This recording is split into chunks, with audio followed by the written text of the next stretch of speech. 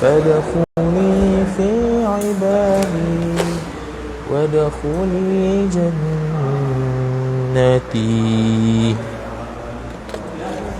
اللهم صل على المصطفى بلغ مقاصدنا على الحبيب بك خير خالق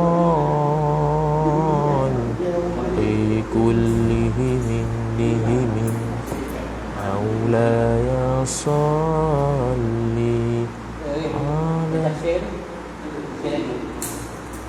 على المصطفى. لا يا لا لا.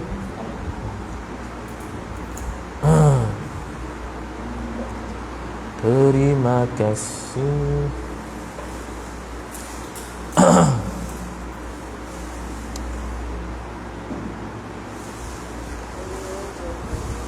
Allahumma salli ala.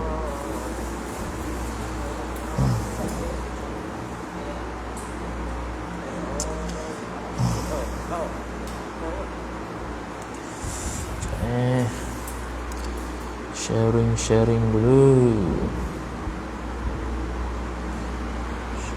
Sharing dulu. Mau kenduri ke apa? Assalamualaikum warahmatullahi wabarakatuh. A'udzu billahi minasyaitonir rajim. Bismillahirrahmanirrahim. Alhamdulillahi rabbil alamin wassalatu wassalamu ala asyrafil anbiya'i wal mursalin sayyidina Muhammadin wa ala alihi wa sahbihi ajma'in. Subhanaka la ilma lana illa ma 'allamtana innaka antal alimul hakim. Wala hawla wala quwwata illa billahil aliyyil 'azim. Rabbi shrah li sadri wa yassir li amri wahlul 'uqdatam min lisani yafqahu qawli wasaddid lisani wahdi qalbi bihaqqi nabiyyika Muhammad sallallahu alaihi wasallam. Allahumma aghnina bil ilmi wa zayyinna bil hilmi wa akrimna bit taqwa wa jammilna bil afiyah.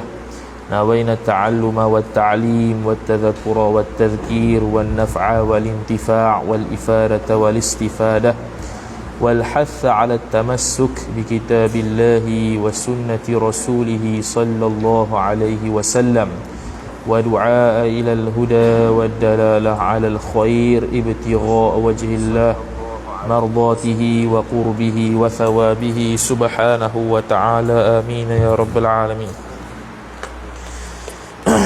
Surat 52. Wa qala Syekhul Muallif rahimahullahu ta'ala wa nafa'ana Allah bi'ulumihi wa bi'ulumikum wa bi'ulumi masyayikhina fid darain amin ya rabbal alamin. Kata pengarang Asy-Syaikh Daud bin Abdullah Al-Fatani rahimahullahu ta'ala, syarat dua saksi. Syarat yang pertama, maka disyaratkan padanya pada saksi itu bahawa ada keduanya, kedua saksi itu aqil, lagi pula baligh. Aqil berakal, lagi pula baligh sampai umur. Dua-dua tu sudah dibahas dalam Kashfun Niqab. Kemudian syarat lagi laki-laki, hak tu pun dah dibahaskan. Makna tidak boleh perempuan. Beza dengan mazhab Hanafi. Mazhab Hanafi boleh ganti seorang laki dengan dua perempuan. Tapi mazhab Syafi'i tidak boleh digantikan dengan dua orang perempuan pada satu laki-laki. Itu mazhab Hanafi sahaja. Kemudian sambung sekarang syarat yang seterusnya, merdeka. Mana tidaklah saksi tersebut daripada kalangan hamba. Maka dalam Kashfun Niqab kita muka surat 20, syarat dua orang saksi merdeka. Kata musannif merdeka. Syekh Ad-Damiri rahimahullah dalam An-Najmul Wahhash dan Syekh Ibnu Mulaqin rahimahullah dalam Umdatul Muhtash telah menyatakan bahawa tidak sah pernikahan dengan hadirnya dua saksi daripada hamba lelaki. Inilah mazhab Syafi'i kita lah. Makna hamba tidak boleh menjadi saksi Syekh Muhammad Al-Khatib Asy-Syirbini rahimahullahu ta'ala telah menyatakan dalam Mughni, tidak sahnya pernikahan dengan dua orang saksi daripada hamba lelaki adalah kerana hamba tidak berkeahlian dalam memberikan penyaksian. Tu illah dia. Illah kenapa tidak boleh hamba jadi saksi, sebab dia tidak ada ahli, tidak berkeahlian. La ahliyata lahu fi syahadah. Tidak ada keahlian sama sekali bagi hamba tu untuk memberikan penyaksian. Maka untuk memberikan penyaksian yang berkeahliannya hamba sahaja. Syekh Ibnu Mulaqin rahimahullah telah menukilkan pandangan Syekh Al-Jili rahimahullah dalam Umdatul Muhtaj bahawa sah juga pernikahan dengan hadirnya dua orang saksi lelaki daripada hamba. Jadi ini nukilan sahaja. Pandangan mu'tamad tidak sebegitu. Pandangan mu'tamad ialah tidak boleh saksi itu daripada hamba. Cumanya adakah ada pandangan daripada kalangan hamba tu boleh jadi saksi? Boleh, ada. Iaitu pandangan Syekh Al-Jili rahimahullah yang dinukilkan oleh Syekh Ibnu Mulaqin dalam Umdatul Muhtaj ila Syarhil Minhaj. Kemudian kata musannif lagi pula syarat bagi saksi itu Islam. Nombor satu tuhfah tu dia kata, maka tafri'nya orang kafir itu tidak berkeahlian dalam bab syahadah, penyaksian. Maka tidak sah ia kafir jadi saksi. Jadi orang kafir tidak boleh jadi saksi. Itu makruf kerana syaratnya Islam. Islam, tengoklah kitab kita, kata musannif lagi Islam. Adapun orang kafir maka tidak sah pernikahannya kerana orang kafir bukan merupakan orang yang berkeahlian dalam memberikan penyaksian. Sama saja. Kemudian lagi pula adil. Mestilah saksi tersebut adilun, adil.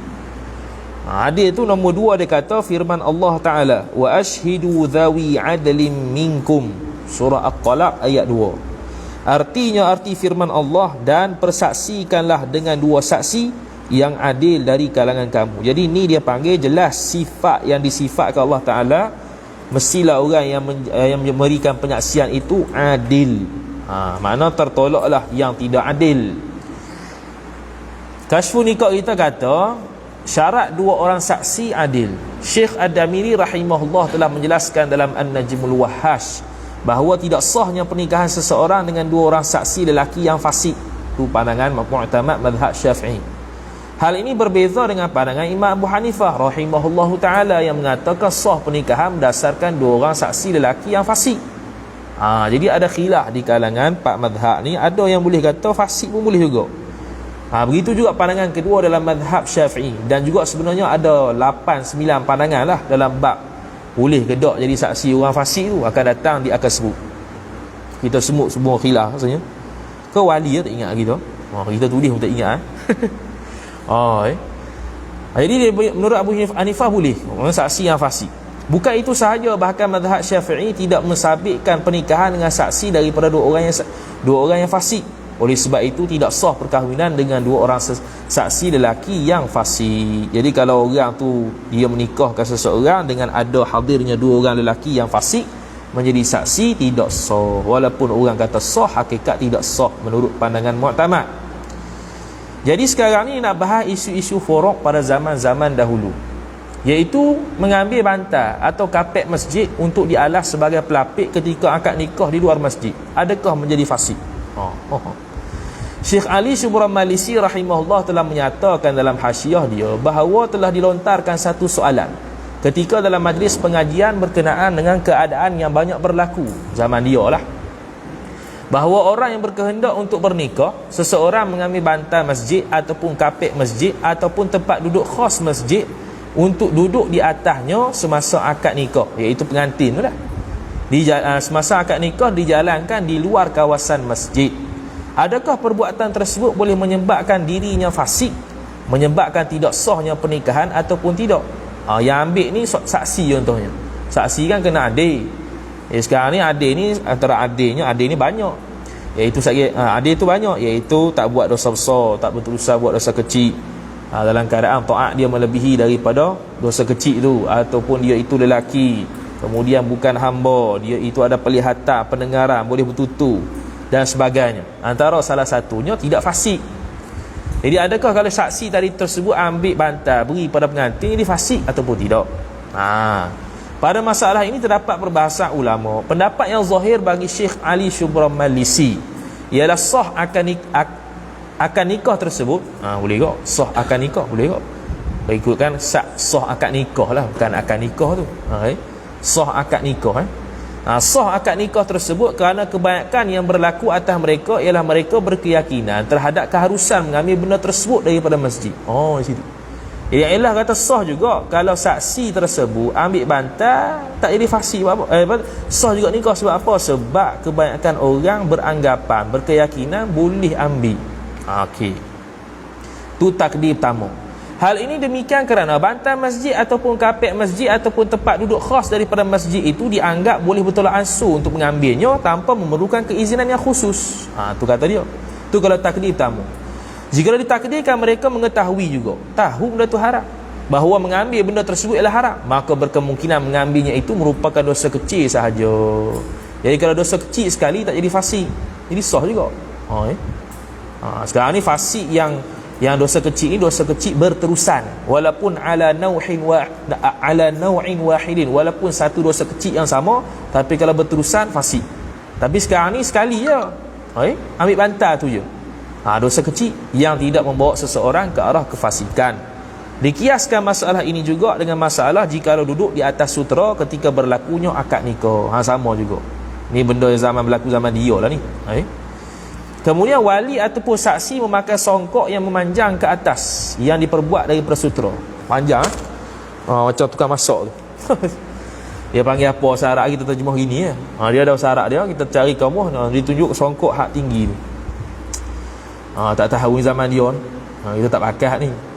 Wali ataupun saksi memakai songkok. Jadi wali syarat dia adamul fisqi atas pandangan muktamad. Kalau saksi lebih berat lagi, syarat dia adil, bukan setakat adamul fisqi. Adakah menjadi fasik dan tidak mesah pernikahan tersebut? Jadi Syekh Ali Syubran Malisi telah menyatakan juga dalam hasyiah dia berkaitan perkara yang banyak terjadi dalam kalangan wali dan dua orang saksi yang memakai songkok yang panjang lagi pula diperbuat daripada sutera. Perbuatan tersebut menjadikan diri mereka fasik dan menyebabkan tidak sahnya pernikahan ataupun tidak menjadi perbahasan dalam kalangan ulama. Itu persoalannya.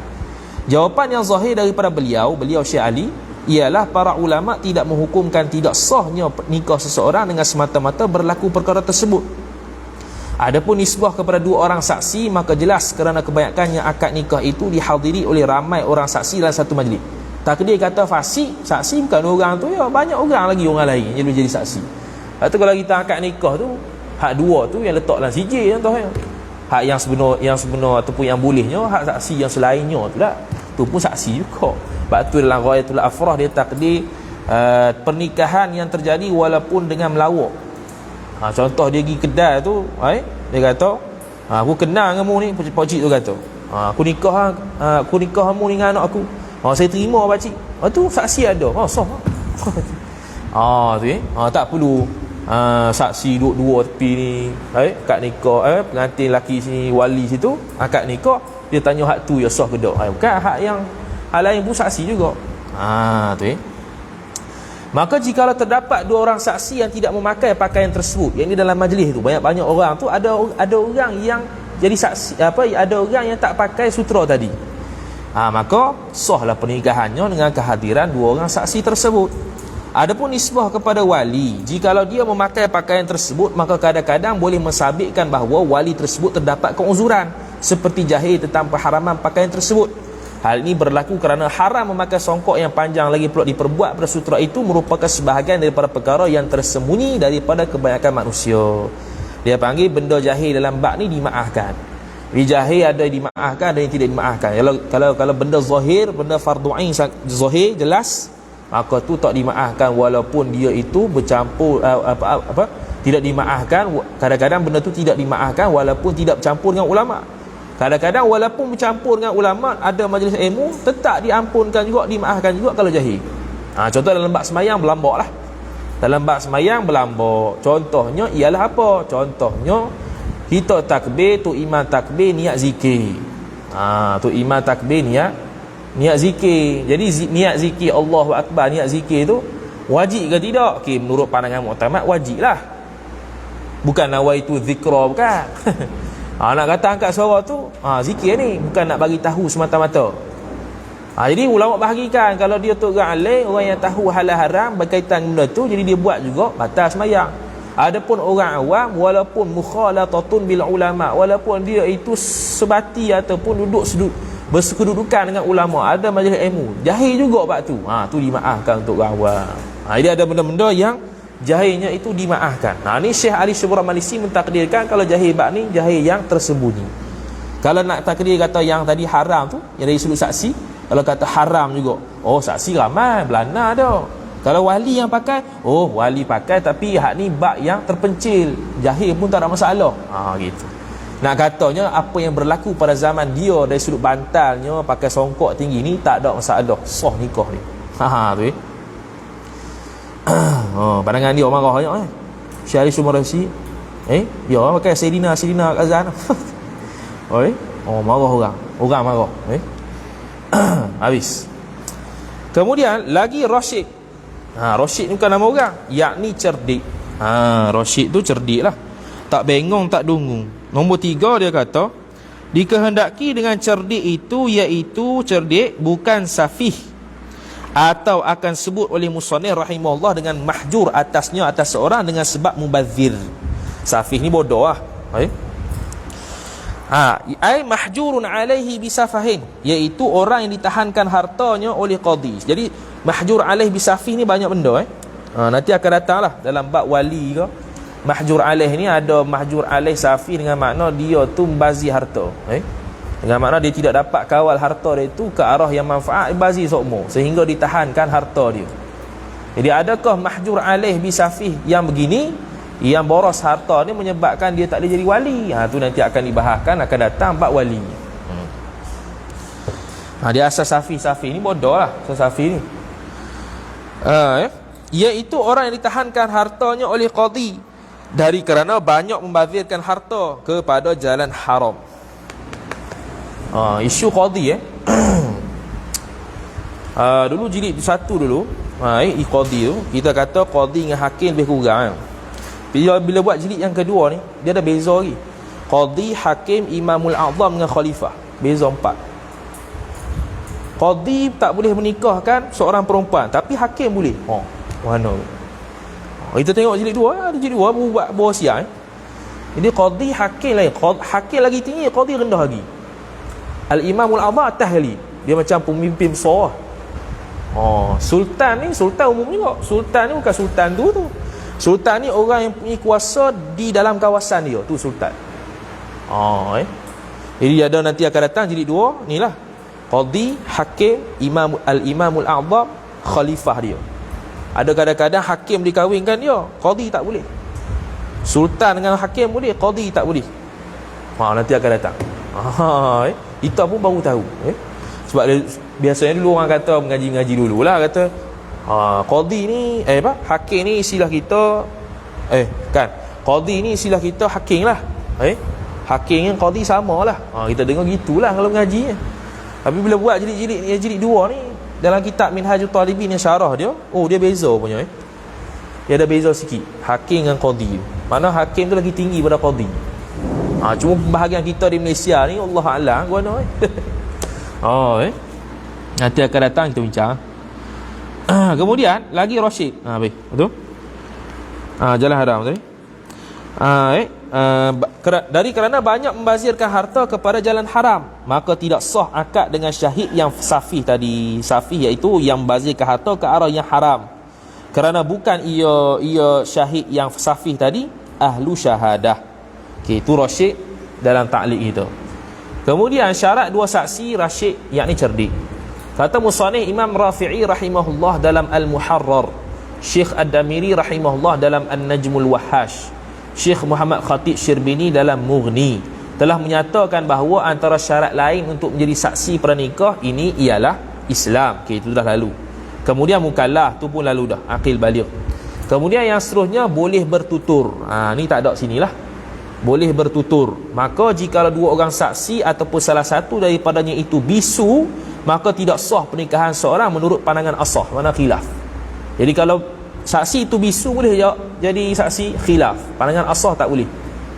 Sebab dia syarat syahadah. Hak saksi, okey, syarat syahadah ni berlaku kepada semua benda. Pergi dalam kitabus syahadati, sama. Tengok anak bulan ke, saksi nikah ke, saksi zina ke, semua dia punya syarat dia sini. Sama saja Rasyid yakni cerdik, Rasyid yakni cerdik. Maka tidak sah pernikahan seseorang apabila disaksikan oleh orang yang safih, iaitu tidak cerdik. Tadi itulah yang bazirkan harta ke jalan yang haram lebih banyak daripada yang halal. Kemudian seseorang yang dhabit akalnya, oleh itu barang siapa yang tidak dhabit akalnya kerana ghaflah ataupun lupa, ghaflah ni lalai. Kalau dalam kitab ilmu usuluddin, ghaflah dengan lupa dia bezakan sikitlah. Ghaflah ni dengan makna sama ada sebelumnya itu tahu ataupun tak tahu. Tu ghaflah. Kalau lupa ni ialah sebelumnya tahu kemudian hilang. Tu dalam kitab usuluddin lah. Mana kalau lupa ni dia dulu tahu kemudian tak ada sekarang ni. Pengetahuan tu tak ada, dia panggil lupa. Kalau lalai ni pengetahuan sebelumnya ada ke tak ada, dia panggil lalai. Tu beza dalam ilmu usuluddin lah. Jadi mesti dhabit akal dia, tak boleh lalai dan lupa. Niscaya tidak terima penyaksiannya meskipun dirinya adil sekalipun. Adil dari sudut tadi, dari sudut tak buat dosa besar, tak buat dosa kecil apa semua tu. Tapi dari sudut dhabit akal dia ni jenis lalai, ini lupa, nyanyuk, tak boleh sebab dia tu akan jadi saksi. Pernikahan ni sah, aku saksi dia. Itu yang perlu tu. Jadi kena dhabit akal. Dengan lepas sah tu tiba-tiba lupa, sah ke tak? Sudah. Tu dia tanya pula. Kemudian mengetahui dan memahami bahasa yang diungkapkan oleh dua orang yang berakad, iaitu umpama wali dan umpama suami. Sebab apa kita umpama? Kerana boleh jadi wakil. Tak mesti wali dan suami, boleh jadi wakil dia. Wakil wali, wakil suami. Yang kita sudah bahas jilid 1 dulu. Cara akad nikah bagi wakil sesama wakil, wakil dengan wali, wakil dengan suami, suami dengan wali. 4 tu. Jadi dia boleh faham bahasa. Kalau Melayu lah. Syarat-syarat Inggeris. Maka tidak sah pernikahan seseorang dengan kehadiran saksi yang tidak mengetahui dan memahami bahasa dua orang yang berakad tersebut, menurut pandangan asah seperti mana yang telah dibahaskan dahulu. Kita dah bahas dah sebelum ni. Yang seterusnya syaratnya dikira sah pernikahan seseorang menurut pandangan asah jikalau yang menjadi saksi nikah tersebut ialah orang yang sedang berihram. Ni akan datang. Tadi buat pasal ihram. Pasal ihram saja 20 muka surat. Wali ihram lah, wakil ihram, boleh wakil ke tak? Parah gitu. Jadi boleh tak? Pandangan asah boleh. Sebab apa? Ilahnya ialah, akan datang lah. Ilahnya ialah sebab orang yang wakil ni, mana tadi? Orang yang jadi saksi, silap. Orang yang jadi saksi ni, dia bukan al-aqidan, bukan dua orang yang berakad. Dia bukannya suami, dia bukannya wali, dia bukannya orang yang bernikahkan, dan dia bukan orang yang dinikahkan. Dia hanya orang tengah saksi, sah. Boleh jadi saksi, boleh jadi saksi walaupun dia ihram. Atas pandangan asal. Pandangan yang kedua tak sah juga, kena halal juga. Tu akan datang lah. Tu akhir-akhir jilid kedua. Lambat lagi. Seterusnya tidak tertentu dirinya menjadi wali bagi orang yang tertentu. Oleh itu jikalau wali tersebut mengungkapkan ijab hal keadaan dirinya menjadi tu. Hal keadaan diri yang menjadi saksi dalam masa yang sama. Ini saya tidak tertentu dirinya menjadi wali bagi orang tertentu. Oleh itu jikalau wali tersebut mengungkapkan ijab hal keadaan dirinya menjadi saksi dalam masa yang sama, niscaya tidak sah pernikahan tersebut meskipun terkumpul padanya segala syarat saksi pernikahan lain sekalipun. Tidak tertentu. Betul. Okey. Ni saksi. Okey. Tidak tertentu diri seseorang tu jadi saksi, menjadi wali bagi orang yang tertentu. Makna dia tidak boleh jadi wali dan saksi dalam masa yang sama. Oleh itu jikalau wali tersebut mengungkapkan ijab hal keadaan dirinya menjadi saksi, dia jadi wali, lepas tu dia jadi saksi pula dalam masa yang sama, tidak sah pernikahan dia meskipun terkumpul padanya segala syarat saksi pernikahan yang lain sekalipun. Tak boleh. Sebab nanti akan ada dalil hadis yang akan datang. Syarat sah pernikahan kata Nabi SAW 4. Kena ada 4 orang, iaitu suami, wali, 2 orang saksi. 2 orang saksi 2. Jadi tidak boleh salah seorang daripada 4 ni orang yang sama, kecuali bab datuk. Datuk sekali akan datang, dia tu boleh menikahkan cucu lelaki dengan cucu perempuan dia. Maksudnya dia itu wali, dalam masa yang sama dia itu yang penerima akad dia di sini, diri dia sendiri. Dia kata aku nikahkan, akan nikah dengan cucuku yang perempuan. Lepas tu dan aku terima nikahnya. Boleh datuk. Tu akan datang. Datuk saja yang boleh buat begitu, kerana kekuatan hak kewaliannya pada cucu dia, kalau tak ada pak dia lah. Tu semua akan datang belaka tu. Habis. Kata musannif rahimahullah subhanahu wa ta'ala, maka tiada sah keduanya, kedua saksi itu daripada kanak-kanak. Tu semua tafriq pada masalah yang kata syarat tadi itulah. Syarat dia mesti baligh, maka terkeluarlah kanak-kanak tidak sah. Dan orang gila pun tidak sah. Dan perempuan pun tak sah, kecuali mazhab Hanafi tu. Mazhab Hanafi kata satu lelaki boleh ganti dengan dua perempuan.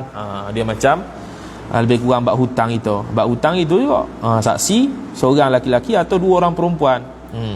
Tapi dalam bab ni tak boleh, kena laki belaka. Dan sahaya, dia kata kasar orang perempuan. Dan sahaya lah, tak boleh. Dan yang fasik tak boleh juga. Dan mahjur atas seorang dengan sebab mubadzir. Dia panggil mahjurun alaih bisafihin.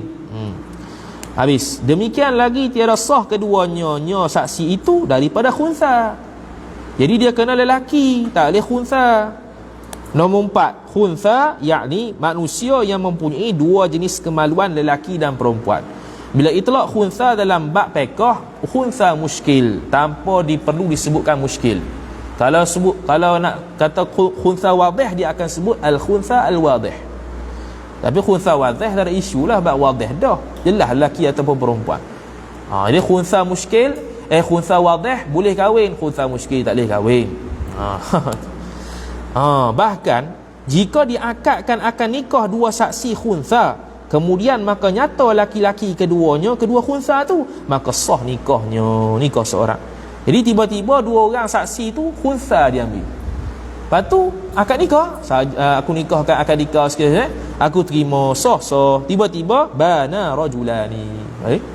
Nyata bahawasanya khunsa yang disaksi itu lelaki lepas akad nikah. Sah. Tu sebab apa sah? Elak dia akan datang kerana khunsa ni dia ahlu syahadah secara umum. Ahlu syahadah secara umum. Kalau lelaki khas lah. Kalau khunsa ni umum lagi. Kalau perempuan tak boleh. Ia akan datang akan suruh nikah saja. Hukum menikah dengan dua saksi fasik kerana darurah. Ini hukum menikah oleh seorang lelaki akan seorang perempuan dengan melalui dua orang saksi yang fasik kerana darurah. Apa hukum dia? Dan demikian lagi jikalau umumlah pada suatu negeri itu. Umum makna meratai. Fasiknya dua saksi, sekira-kira tiada dapat sekali-kali. Sekira-kira tu taswir bagi kata umum tu lah. Umum tu macam mana? Tiada dapat sekali-kali yang adil, tak dapat langsung, semua fasik belaka. Kata qil, sebahagian ulama kata sahlah nikah seorang dengan dua saksi fasik itu. Ini kalau umum balwa dia panggil ni. Meratai sangat, tidak ada orang yang adil, payah nak cari. Sahlah ikut pandangan qil. Nombor 5 dalam Mishkat al-Masabih, law ammal fisqa fi ba'dil aqalimi fayanbaghi al-inqadu bil fasiqi li'annahu mawdi'u daruratin kama hakahu Ibnul Imad an ba'dil fuqaha. Dan demikian lagi jika umumlah kefasikan pada setengah-setengah kampung dan negeri, maka sahlah nikah dengan dua saksi fasik, seperti mana menghikayat akan dia akan sah nikah itu oleh Ibnul Imad daripada setengah-setengah fuqaha. Mishkat al-Masabih. Dalam mazhab kita pun memang ada khilaf pun. Boleh ke tak? Pandangan muktamad saya tak boleh. Tambahan ni pula umum balwa. Sampai tahap tak ada dah seorang yang adil, payah sangat nak cari dalam keadaan berhajat untuk bernikah. Boleh lah tu. Demikianlah dihikayatkan oleh Ibnu Imad, menaqal ia Ibnu Imad daripada setengah fuqaha. Habis. Berkata Ibnu Hajar dalam Tuhfah, hukiya qaulun lisy-Syafi'i annahu yan'aqidu bi syahadati fasiqaini li'anna al-fisqa idza amma ay amma al-fisqu fi nahiyatin wa amtana'an nikahu inqata'an naslu al-maqsudu baqa'uhu. Tuhfatul Muhtaj jilid 7 muka surat 255. Dihikayatkan ulama satu tu terjemahan itu. Dihikayatkan ulama satu qaul bagi Imam Syafi'i radhiyallahu anhu bahawasanya jadi akad nikah itu dengan jadi makna sah. Akad nikah, tu dia sebut nombor 2, yakni sah akad itu dengan saksi 2 orang fasik. Sah juga bila umum sangat kefasikannya sampai susah nak cari orang yang adil.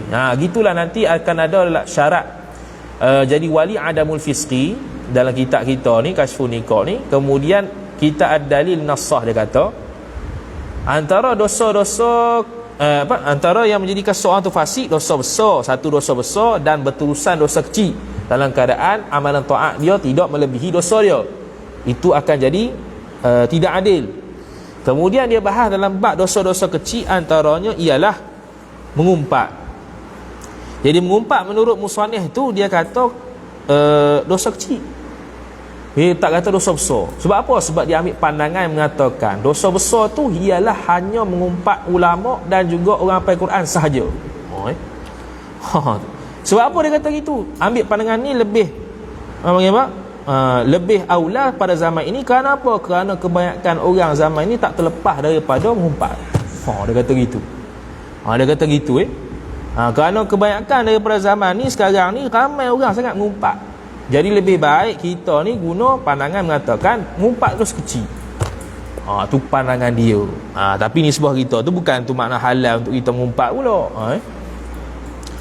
Kemudian kata musannif rahimahullahu taala, kerana bahawasanya sya'an fasik itu apabila umum meratai pada suatu negeri dan tertegah nikah, niscaya putuslah anak yang dimaksudkan berkekalannya anak itu. Mana keturunan akan terputus lah kalau tak kahwin pas sudah duk cari hak yang tak fasik ni, susah lah. Jadi tertegah pernikahan yang menyebabkan akan terputuslah berkekalannya keturunan. Nombor 3, bermula sah nikah dengan 2 saksi fasik itu kerana darurah, iaitu darurah tu mana satu? Kerana menjaga dan mengekalkan nasab keturunan itu adalah setengah daripada perkara-perkara darurah. Tengok Kasyfun Nikah kita. Kata musannif tertegah nikah, Syekh Abdul Hamid Syirwani rahimahullah telah menyatakan dalam hasyiah dia bahawa tertegahnya pernikahan seseorang juga jikalau dengan seorang saksi yang fasik. Tertegahnya pernikahan seseorang juga jikalau dengan seorang saksi yang fasik. Tertegah sini mana tidak sah lah. Dia nak bahas dari sudut pandangan muktamad dulu. Pandangan muktamad yang asalnya walaupun satu orang saksi yang fasik, satu orang lagi adil, tidak sah pernikahan dia. Itu asal dia. Apatah lagi 2 orang yang fasik lagi tidak sah, kecuali hal darurat yang kita telah bahas ni. Kemudian topik seterusnya, bercanggah pandangan antara suami isteri terhadap keadilan 2 orang saksi ketika pernikahan. Ni jadi isu pula. Suami kata dia ni adil ni, isteri kata tak adil kau ni, hak ni adil. Pula dah. Lepas tu Imam Nawawi rahimahullah telah menjelaskan dalam Majmu' bahawa jikalau ulang kali tu, jikalau suami dan isteri bercanggah pandangan terhadap 2 orang yang menjadi saksi dalam pernikahan mereka berdua, dengan sekira-kira bahawa isteri berkata kami diakadkan dengan 2 orang saksi yang fasik, sedangkan suami berkata kami diakadkan dengan 2 orang saksi yang adil. Jadi bercanggah 2 orang tu, maka khilaf ulama sah ke nikah tersebut. Pandangan pertama diambil kira perkataan suami, kerana pada asalnya keadilan bagi seseorang itu kekal. Al-aslu baqa'uhu kalau syarat. Al-aslu baqa'uhu, asalnya baqa' lah, mana kekal. Pandangan kedua diambil kira pernikahan isterinya, kerana pada asalnya tidak bernikah. Atas pandangan al-aslu adamuhu. Beza kaedah. Yang pertama al-aslu baqa'uhu, yang kedua al-aslu adamuhu, adamun nikah. Jadi khilaf pandangan ulama atas dasar khilaf pandangan dari sudut pengambilan qawaid fiqhiyah tu. Pandangan yang pertama kata al-aslu baqa'uhu, asalnya kekal lah seseorang itu adil. Tidak boleh seseorang itu dikatakan fasik melainkan ada bukti. Jadi sah lah nikah itu. Pandangan kedua kata dak, menang ke isteri. Sebab apa? Sebab al-aslu adamun nikah, asalnya tidak nikah, sebab itu perlu pada akad untuk sah pernikahan tu. Jadi khilaf. Itu kalau khilaf. Jikalau muafakat suami dan isteri mengatakan bahawa mereka dinikahkan dengan adanya seorang wali dan 2 orang saksi, dalam keadaan walinya dan 2 orang saksi tersebut mengingkarinya pula dak, maka tidak dipandang perkataan tersebut kepada pengingkaran wali dan 2 orang saksi. Jadi seorang isteri, suami dia kata kami dinikahkan dengan seorang wali, 2 orang saksi, nokta. Kemudian wali dan 2 orang saksi kata mana kalau kami nikahkan dia, maka menangkan hak mana? Menangkan hak perkataan suami isteri. Sebab apa? Hal ini berlaku kerana hak yang sepatutnya bergantung pada suami dan isteri, bukannya wali ataupun dua orang saksi. Pernikahan itu bergantung dengan suami dan isteri. Maka dimenangkan perkataan isteri dan suami walaupun diingkari oleh wali dan dua orang saksi bahawasanya mereka tidak pernah menikahkan dua orang ni. Tapi dua orang suami isteri kata, tak, kami dinikahkan oleh wali ni dan dua orang saksi ni. Dua orang saksi ni dengan wali tu pula kata, kami tak nikahkan dia. Maka nak menang ke hak mana? Menangkan suami isteri, kerana hak asal nikah untuk mereka orang. Ni biasalah kat mahkamah lah ni weh. Syarat seseorang dikatakan adil untuk menjadi saksi. Ni panjang saya ni.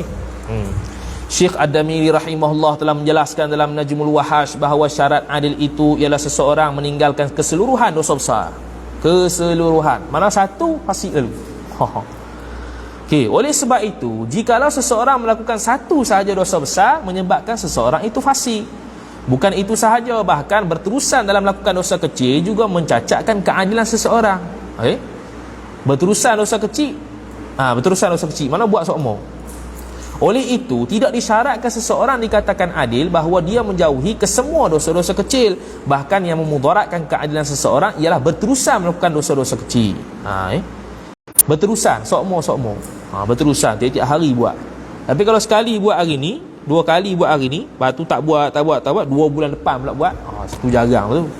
Lagi pula syarat dia yang berterusan buat dosa kecil ini dengan syarat tidak ghalib amal ta'at atas dosa kecil. Mana tidak banyaknya amal ta'at atas dosa kecil.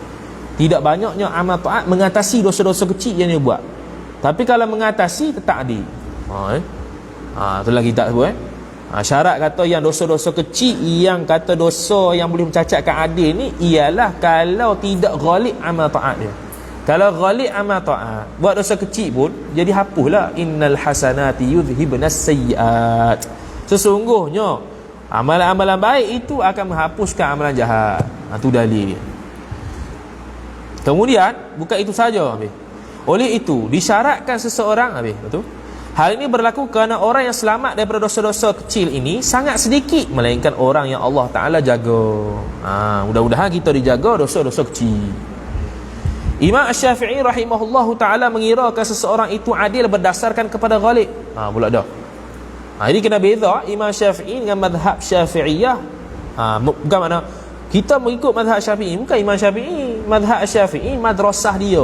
Segala ulama-ulama Syafi'iyah dah tendang tolak mari tarik dah. Ni pandangan muktamad dalam mazhab Syafi'i. Bukan ikut kata Imam Syafi'i saja. Macam dalam Asy'ariyah lah. Asy'ariyah dengan Imam Abu Hasan Asy'ari lain. Pandangan Imam Abu Hasan Asy'ari tak semestinya itu pandangan muktamad Asy'ariyah, tapi boleh jadi pandangan muktamad. Bukan semata-mata kita taklid buta pada Imam Abu Hasan Asy'ari dah. Tapi kalau pandangan tersebut bertepatan dengan dalil, kuat dengan dalil, ambillah pandangan tu muktamad. Siapa yang nak kira tu? Ulama Asy'ariyah lah. Tu kalau akidah. Sama juga fuqaha Syafi'iyah. Jadi Imam Syafi'i berpendapat bahawa seseorang itu adil berdasarkan pada ghalib. Maka jikalau seseorang itu kebanyakannya melaksanakan ketaatan dan jarang melakukan maksiat pada sebahagian waktu, maka orang tersebut dipanggil sebagai orang yang adil. Ini umum ni, maksiat umum ni. Kalau ikut mazhab Syafi'iyah, dosa-dosa kecil, kalau yang banyaknya amal taat daripada dosa-dosa kecil, tu masih lagi adil, tidak fasik. Tapi kalau satu dosa besar, dia automatik tidak adil dah. Wajib bertaubat dulu. Wajib bertaubat tu pula kalau wali tidak disyaratkan istibra'. Dia ada istilah istibra'. Istibra' ni biasanya istilah dekat hamba. Istibra' ni tahan sekejap jadi saksi setahun. Kalau saksi tersebut dosa, tu nanti akan datang ada istilah tu istibra' tu. Sebaliknya, jikalau banyak berlaku pada diri seseorang itu dosa-dosa yang kecil, maka dirinya itu tidak adil, bahkan fasik, serta ditolak penyaksian yang dilakukannya. Ini pandangan Imam Syafi'i. Masalah ini serupa dengan masalah pengiraan air sebagai air mutlak yang suci lagi boleh menyucikan apabila bercampur dengan cairan yang lain. Dengan mana campur dengan cairan yang lain tak jadi air mutlak lah, tak jadi air yang suci menyucikan lah. Seperti mana kita ni kalau ada dosa-dosa tak jadilah adil tu. Nak fikir kat situ. Maka jika kadar air mutlak itu lebih banyak daripada cairan tersebut dengan sekira-kira tidak mengubah nama air, maka air tersebut tetap suci dan menyucikan. Begitu juga kita letak adil. Kalau kita ni amal taat lebih banyak daripada dosa, kata dia. Sebaliknya jika lebih banyak cecair, nisbah kita dosa berbanding air mutlak, nisbah kita amalan taat dengan sekira-kira bahawa hilang nama air, maka air tersebut dihukumkan sebagai air dan telah berubah dan bukan lagi dipanggil sebagai air mutlak. Dia kira kat situ tu. Dia panggil air mutaghayyir. Air bau sabun lain dengan air sabun. Air bau sabun masih air. Kalau air sabun, sabun dah. Dia bukan lagi air. Dia tak boleh. Jadi topik seterusnya, melakukan dosa kecil yang sama, nau'un wahid. Mana contoh, isap okok dosa kecil, tuan. Isap okok contohlah. Dah gasol pula contohlah dosa kecil. Kalau iktibar rokok dosa kecil. Dosa kecil yang sama ataupun melakukan dosa kecil yang pelbagai, dipanggil seorang itu fasik ke tak? Okey. Syekh Ad-Damiri rahimahullah telah menukilkan pandangan Imam Rafi'i rahimahullah dalam Najmul Wahash terhadap penafsiran al-israr. Al-israr dalam kitab Penawar Bagi Hati, makna dia berterusan, istiqamah, muwadhabah, senantiasa pada perbuatan dosa kecil. Okey. Beliau mentafsirkan bahawa perkataan tersebut membawa maksud berkekalan. Israr tu berkekalan atas melakukan dosa-dosa kecil. Okey, satu. Namun begitu berlaku perselisihan pandangan ulama terhadap berkekalan melakukan dosa kecil tersebut ke atas satu jenis daripada dosa-dosa kecil ataupun banyak melakukan dosa kecil.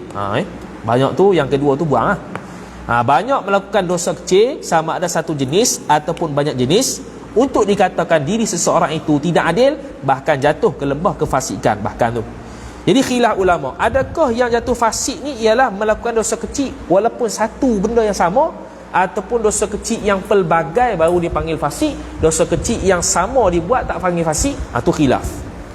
Menurut perkataan Imam Syafi'i dan majoriti ulama mazhab mengatakan bahawa berkekalan ke atas dosa kecil itu ialah melakukan banyak dosa kecil sama ada satu jenis ataupun banyak jenis dosa kecil. Ini majoriti ulama kebanyakannya mengatakan bahawasanya jadi fasik tu bila melakukan dosa kecil yang berterusan walaupun satu jenis dosa kecil kali. Apatah lagi banyak. Mana pandangan yang kedua, minoriti ulama mengatakan kalau buat pelbagai jenis dosa kecil saja dipanggil fasik. Kalau satu jenis dosa kecil yang sama dibuat tak panggil fasik. Contoh merokok semua, dia punya dosa rokok maka tak panggil fasik kalau pandangan kedua. Kalau kata tu haram lah. Kalau paku iman kita tu dia kata harus merokok. Dah baca lah tu. Kemudian kata musannif rahimahullahu ta'ala, menurut pandangan majoriti ulama dapat difahami bahawa seseorang yang berkekalan melakukan dosa kecil yang sama dalam keadaan ketaatan seseorang lebih banyak pada waktu hariannya, maka tidak memudaratkan keadilan seseorang. Ini majoriti ulama. Kalau dia buat satu dosa kecil yang sama, kemudian amalan taat dia lebih banyak daripada dosa kecil tu, sebab dosa kecil yang sama mana biasa buat sekali dua gitu je lah, tapi benda yang sama, tapi amalan taat lebih daripada dosa kecil yang dia buat pada sehari-hari dia, maka tu tidak memudaratkan keadilan dia. Ni dosa kecil ni, dosa besar tak ada maaf tu. Dosa besar memang besar lah, memang fasik lah. Sebaliknya, jika berlaku atas pandangan mengatakan bahawa seseorang melakukan secara berterusan satu dosa kecil, niscaya itu mencacatkan keadilan seseorang. Ini khilaf kan tadi, sama ada berterusan melakukan satu dosa kecil itu fasik ke tidak. Kalau atas pandangan kata fasik juga, fasik lah. Kalau atas pandangan tidak fasik, dia syarat pula kena ghalib, kena lebih banyak amalan taat berbanding dosa yang dia buat tadi.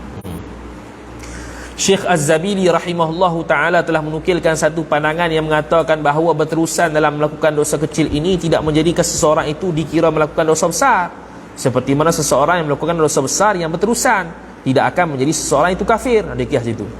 Jadi seseorang yang buat dosa kecil tak dikira menjadi dosa besar, seperti mana orang yang berterusan melakukan dosa besar menjadi tak menjadikan seseorang itu kafir. Tu kata Az-Zabidi dinukil satu pandangan. Kalau ikutkan berterusan buat dosa kecil menjadikan seseorang itu dikira buat dosa besar, sebab tu jadi fasik tu. Tapi dia kata nukil satu pandangan, ada yang mengatakan berterusan buat dosa kecil tak akan jadi dosa besar, seperti mana orang berterusan buat dosa besar tak akan jadi kafir. Yang jadi kafir tu puak Khawarij. Puak Khawarij berpandangan bahawasanya buat dosa besar tu kafir. Imam Abu Ishaq Al-Isfaraini rahimahullah telah berkata bahawa tiada istilah dosa kecil. Semua dosa besar aku. Ni pun mazhab Abu Hanifah juga ni. Imam Abu Hanifah sama juga. Dosa kecil tak ada, besar aku. Pandangan ini juga disebutkan tu. Disebutkan oleh Sayyidina Abdullah bin Abbas, beberapa kumpulan daripada para ulama mutakallimin, dan Imam Qadhi Iyad menisbahkannya kepada pandangan ulama muhaqqiq. Pandangan tersebut terkenal menurut ulama Asy'ariyah, meskipun menurut fuqaha ia satu pandangan yang pelik. Pandangan yang pelik apa dia? Dosa kecil tak ada, sosok lah kau. Fuqaha dia membezakan dosa kecil dosa besar ada faedah dia. Cara nak bezakan dosa kecil dosa besar maklum, iaitu kalau ada wa'dun syadidun, janji buruk yang berat, siksa, masuk neraka, laknat, tu dosa besar. Tapi kalau larangan tersebut tidak ada laknat dan sebagainya, tu dosa kecil. Imam Al-Ghazali rahimahullah ta'ala telah menyatakan dalam Al-Basit bahawa pengingkaran terhadap klasifikasi dosa kepada dosa kecil dan dosa besar itu tidak layak untuk kefahaman fiqh. Mana fiqh dia ada klasifikasi dosa kecil. Walaupun menurut ulama usuluddin dosa besar berlaku, dosa semua besar berlaku. Jadi khilaf usuliyun dengan fiqh. Usuliyun bukan usul fiqh ke? Usuliyun ni kalau belajar tinggi sikit, usuliyun tu boleh itlaq pada usul fiqh, boleh itlaq pada usuluddin. Kalau orang kata usuliyun tu usul fiqh, dia tak ngaji lebih gitu. Kalau baca hasyiah, usuliyun tu yuhtamal, boleh diihtimalkan sama ada usul fiqh atau usuluddin. Lah sini usuluddin lah.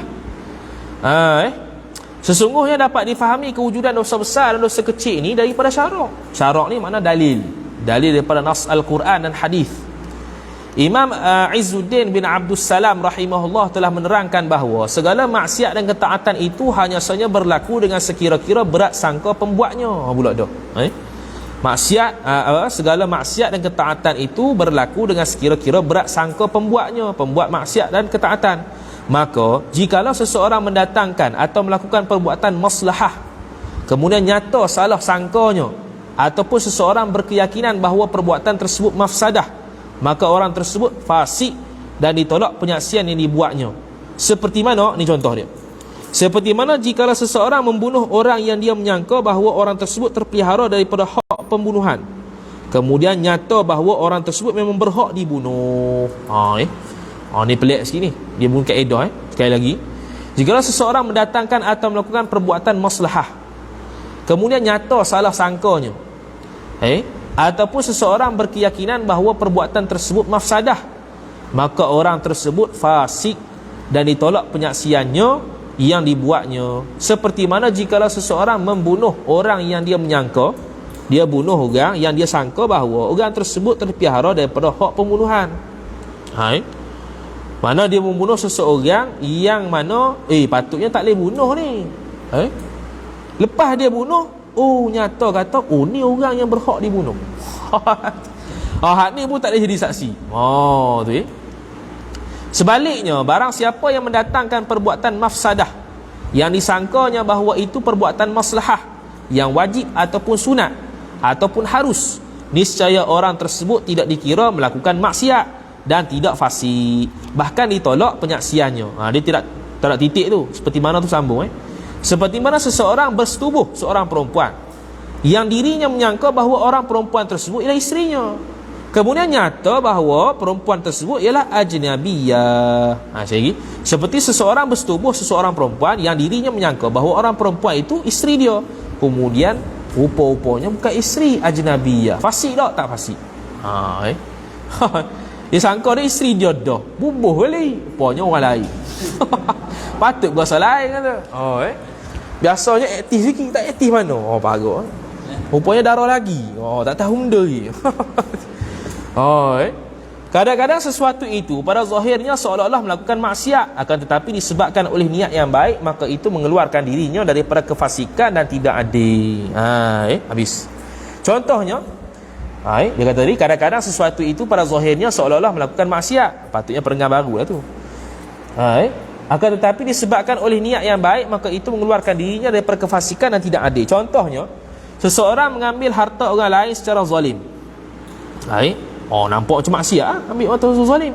Akan tetapi tujuan ambil secara zalim tu adalah untuk mengembalikan semula harta tersebut kepada tuannya yang asal pada waktu lain.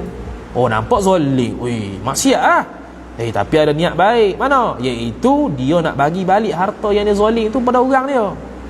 Maka perbuatan sedemikian diharuskan oleh syarak. Maka zahir nampak macam fasik, tapi tak jadi fasik, sebab tujuan dia ialah untuk kembalikan harta tersebut kepada orang yang dia zalimkan. Tu. Sebaliknya, jikalau seseorang berniat berbuat sedemikian untuk membantu kezaliman dan kemaksiatan yang berlaku, maka perbuatan tersebut jelaslah hukumnya haram. Habis. Selain itu, diharuskan juga seseorang mengambil upah dengan niat mengembalikan harta yang diberikannya itu kepada tuannya semula. Mengambil upah dengan niat mengembalikan harta yang diberikannya itu, mengambil upah daripada orang zalim itulah. Dengan niat supaya apa? Supaya diberikan semula harta yang dia zalim itu pada pemilik asal. Kesemuanya ini boleh dilakukan oleh sesiapa sahaja, melainkan para ulama yang manusia bertaklid pada mereka. Ulama tak boleh buat gini. Jadi orang biasa boleh, ulama tak boleh.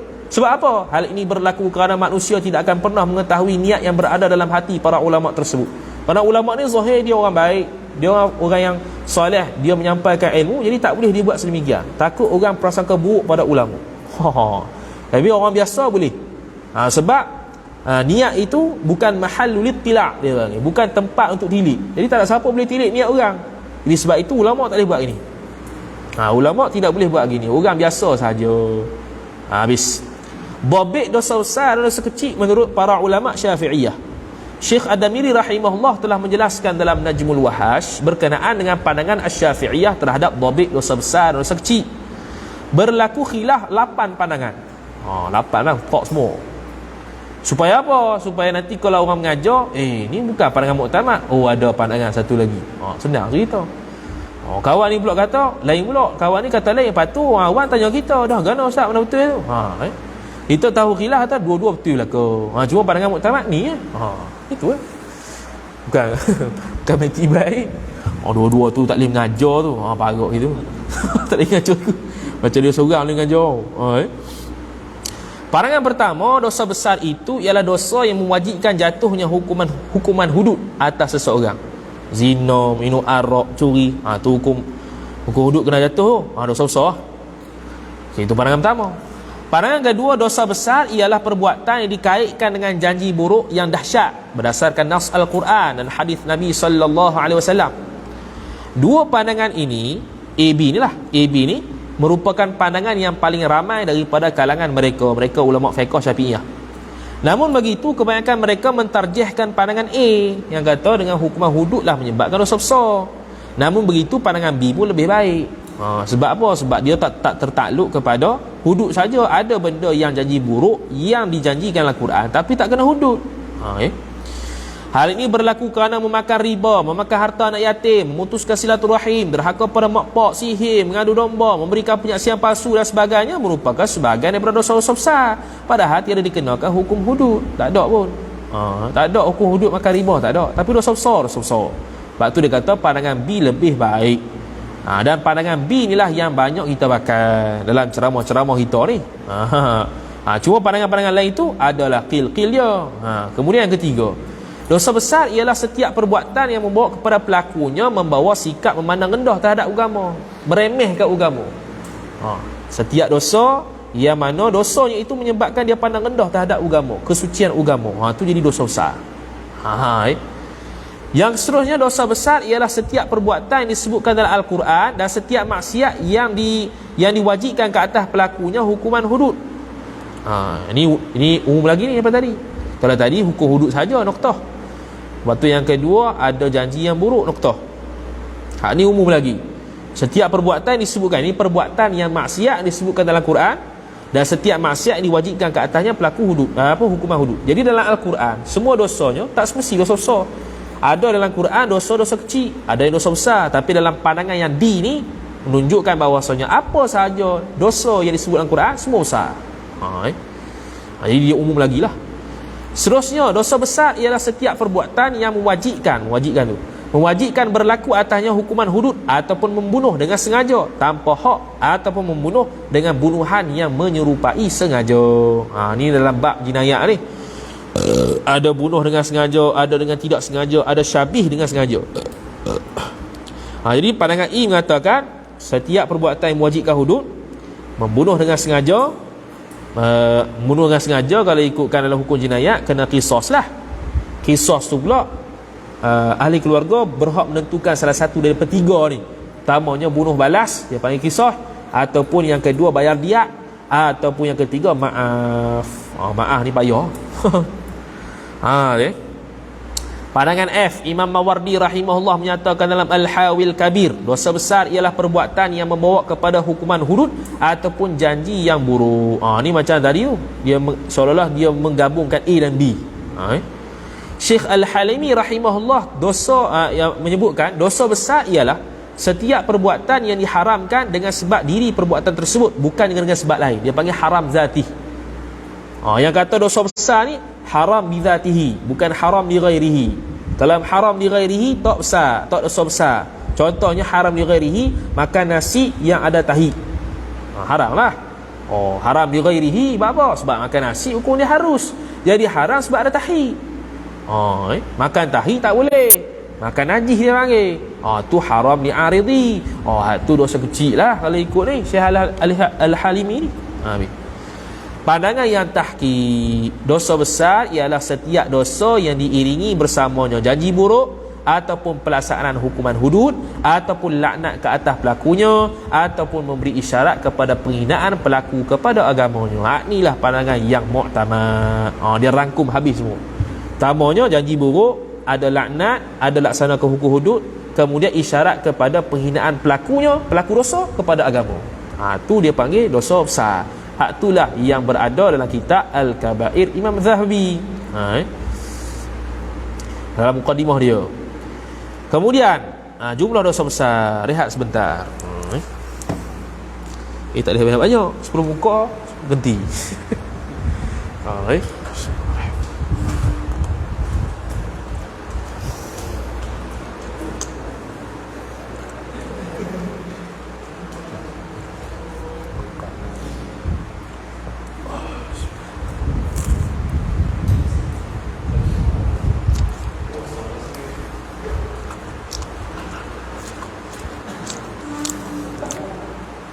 Online faham online. Adakah anda faham online?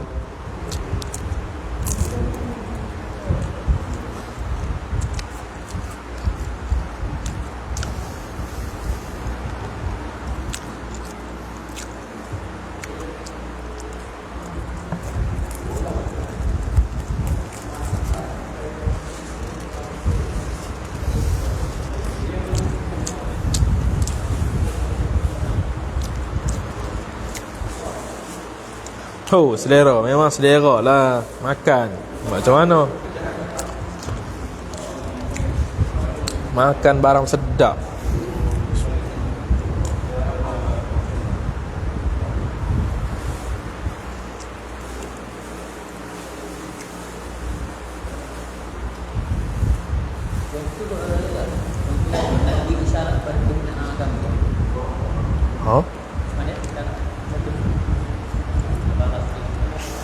Mana tadi?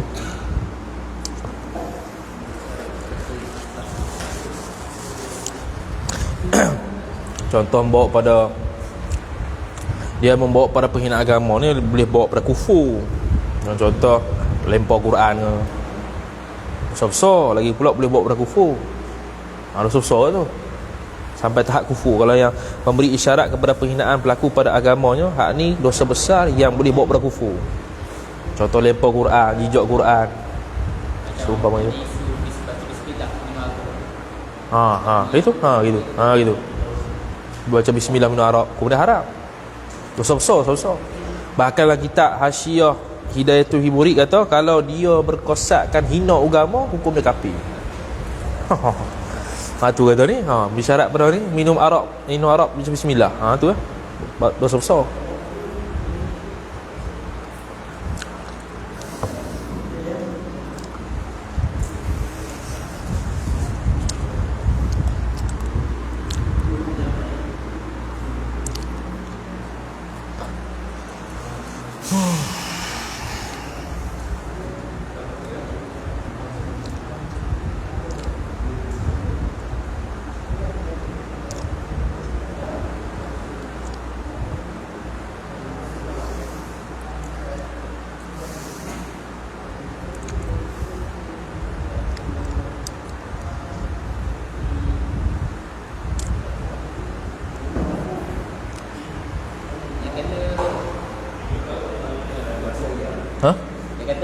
syarak ni yang curi harta orang-orang zalim bagi pada orang kalau pada syarak.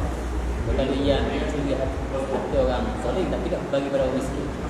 Tak bagi orang miskin? Macam ni tak bagi orang miskin sana? nak bagi pada orang miskin. Nak bagi orang miskin. Oh tak jadi. Dia kira seolah-olah orang mencuri sebab apa mencuri? Sebab nak bagi ke orang miskin. Tak boleh. Itu tidak sah. Jadi yang kata boleh jadi kembali pada asal. Macam kita curi lah. Kita curi. Sebab apa curi ni? Sebab nak disegah anak dan yatim. Tak boleh. Niat yang baik tidak menghalalkan cara. Tu kaedah dia. Udah.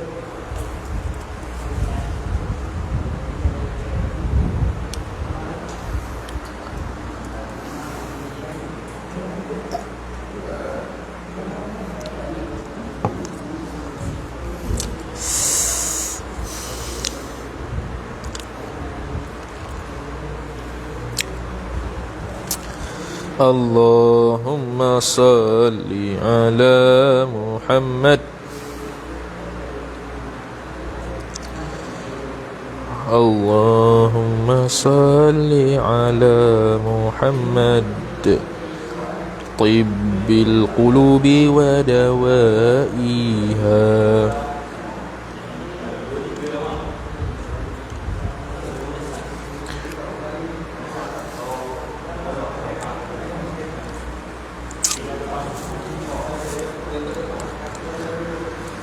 Mana kita online?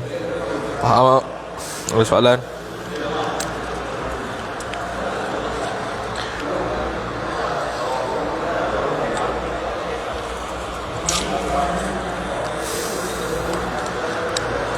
Mana kita online? Allahumma salli ala Muhammad.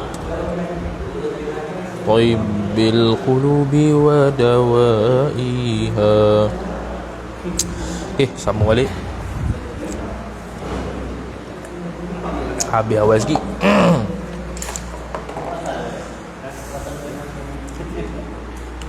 Qala muka surat 31. Jumlah dosa besar secara keseluruhan itu khilaf ulama. Imam Ar-Ruyani rahimahullah menyatakan bahawa dosa besar itu 7 perkara. Sedangkan Sayyidina Abdullah bin Abbas radhiyallahu taala anhuma menyatakan bahawa terdapat lebih kurang 100 jenis dosa. Imam Ar-Ruyani kira 7 ya. Abdullah bin Abbas 100 tu.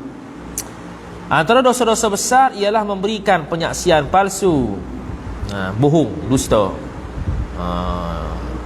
Contohnya berzina contohnya. Dia tak nampak pun kawan tu berzina, dia buat juga penyaksian. Kata dia tu berzina. Palsu tu, penyaksian palsu. Yang palsu dosa. Dan tak boleh jadi saksi kecuali sudah bertaubat dan istibrak setahun. Kemudian membuka puasa dalam bulan Ramadan tanpa sebarang keuzuran. Ni bulan Ramadan ni. Tak ada saya pergi beli nasi kat kedai plastik hitam, geng plastik hitam. Nanti ada bulan Ramadan ni. Geng plastik hitam lah, batu sari geng plastik hijau lah, macam-macam. Kemudian sumpah yang palsu. Dia sumpah sesuatu benda yang dia tak buat, tapi dia sumpah kata buat. Palsu. Hukum dia haram, dosa besar. Memutuskan tali silaturahim, iaitu antara sesama keluarga, pak dengan mak pak dengan anak dengan mak ke, suami isteri pula dah, mak datuk ke, adik-beradik ke. Melakukan perbuatan yang menderhakai ibu bapa. Perbuatan ni termasuklah perkataan dan perbuatan jasad ni. Kataan pun samalah. Kalau perbuatan dalam bab akidah umum, iaitu i'tiqad, qaul, fi'il. Kemudian memakan harta anak yatim. Siapa cerita? Syekh Nuruddin cerita. Syekh Nuruddin cerita guru dia kat Mekah tu tak ada api. Tak ada api nak bakar makanan sebenarnya. Lepas tu dia tanya, siapa sini jaga anak yatim? Saya. Pergi tiup. Tiup terbakar.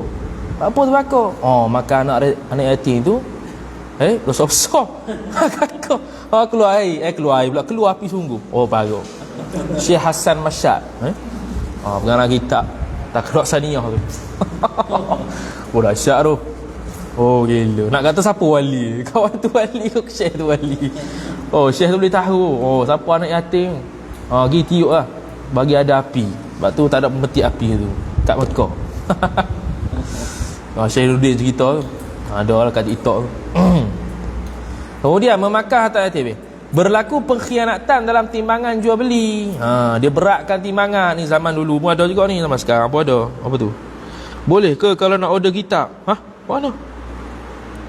Tak dapat nak follow sangat syarah. Sekali kita akan beritahu lah akhir-akhir ni.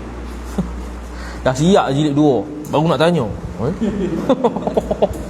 Aduh lah. Mana tadi? Berlaku pengkhianatan. Timbangan, okey? Timbang, berat timbang.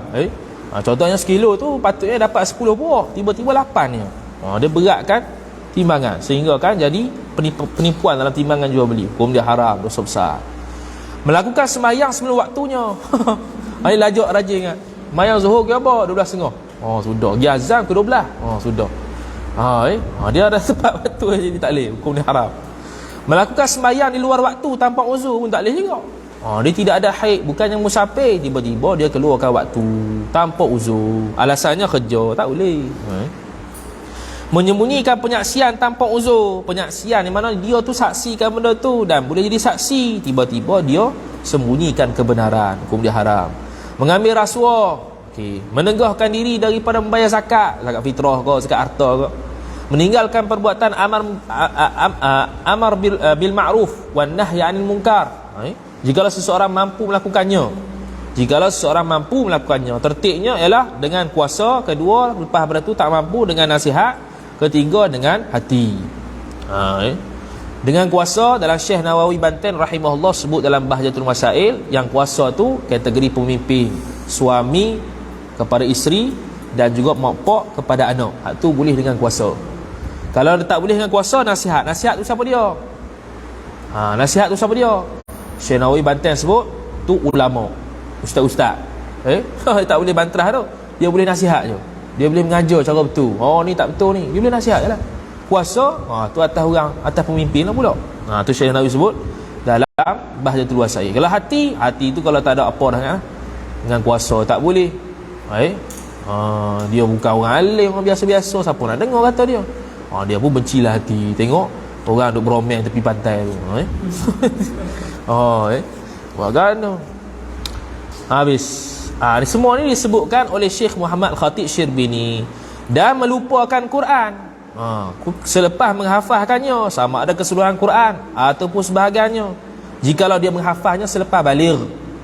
Jadi ada perbahasan kalau dia sebelum balik dia hafal, lepas balik lupa, itu tak ada masalah. Tapi sayang lah. Sebelum balik 7 tahun. Setahun ngapal 30 juzuk. Lepas tu balik umur 15, lupa habis. Itu tak ada apa. Tapi kalau waktu dia balik dia hafal, lepas tu lupa, tu baru dia haram. Sama ada lupa sebahagian ataupun keseluruhan. Tu dosa besar. Habis syarat-syarat mencegah kemungkaran. Namun begitu Syekh Abdul Razzaq An-Najm hafizahullah taala menyatakan dalam ta'liqnya atas Mughni bahawa terdapat beberapa syarat untuk mencegah kemungkaran. Ni menurut dia ni ada 4. Pertamanya disyaratkan seseorang mencegah kemungkaran jikalau kemungkaran tersebut berlaku ijma' ulama' padanya. Manakala khilaf tak payahlah. Contohnya apa? Merokok. Khilaf ulama' dalam kitab Mausu'ah 3 pandangan. Ada kata makruh, ada kata haram, ada kata harus. Jadi tengok orang merokok tu pejam mata jelah. Tak payah kata mu ni teruk tu. Perbuatan pula. Yang kedua, perbuatan tersebut mungkar menurut pelakunya meskipun tidak dianggap mungkar menurut orang yang melarangnya. Dulu contoh dalam bab apa? Dalam bab nabiz dulu tu.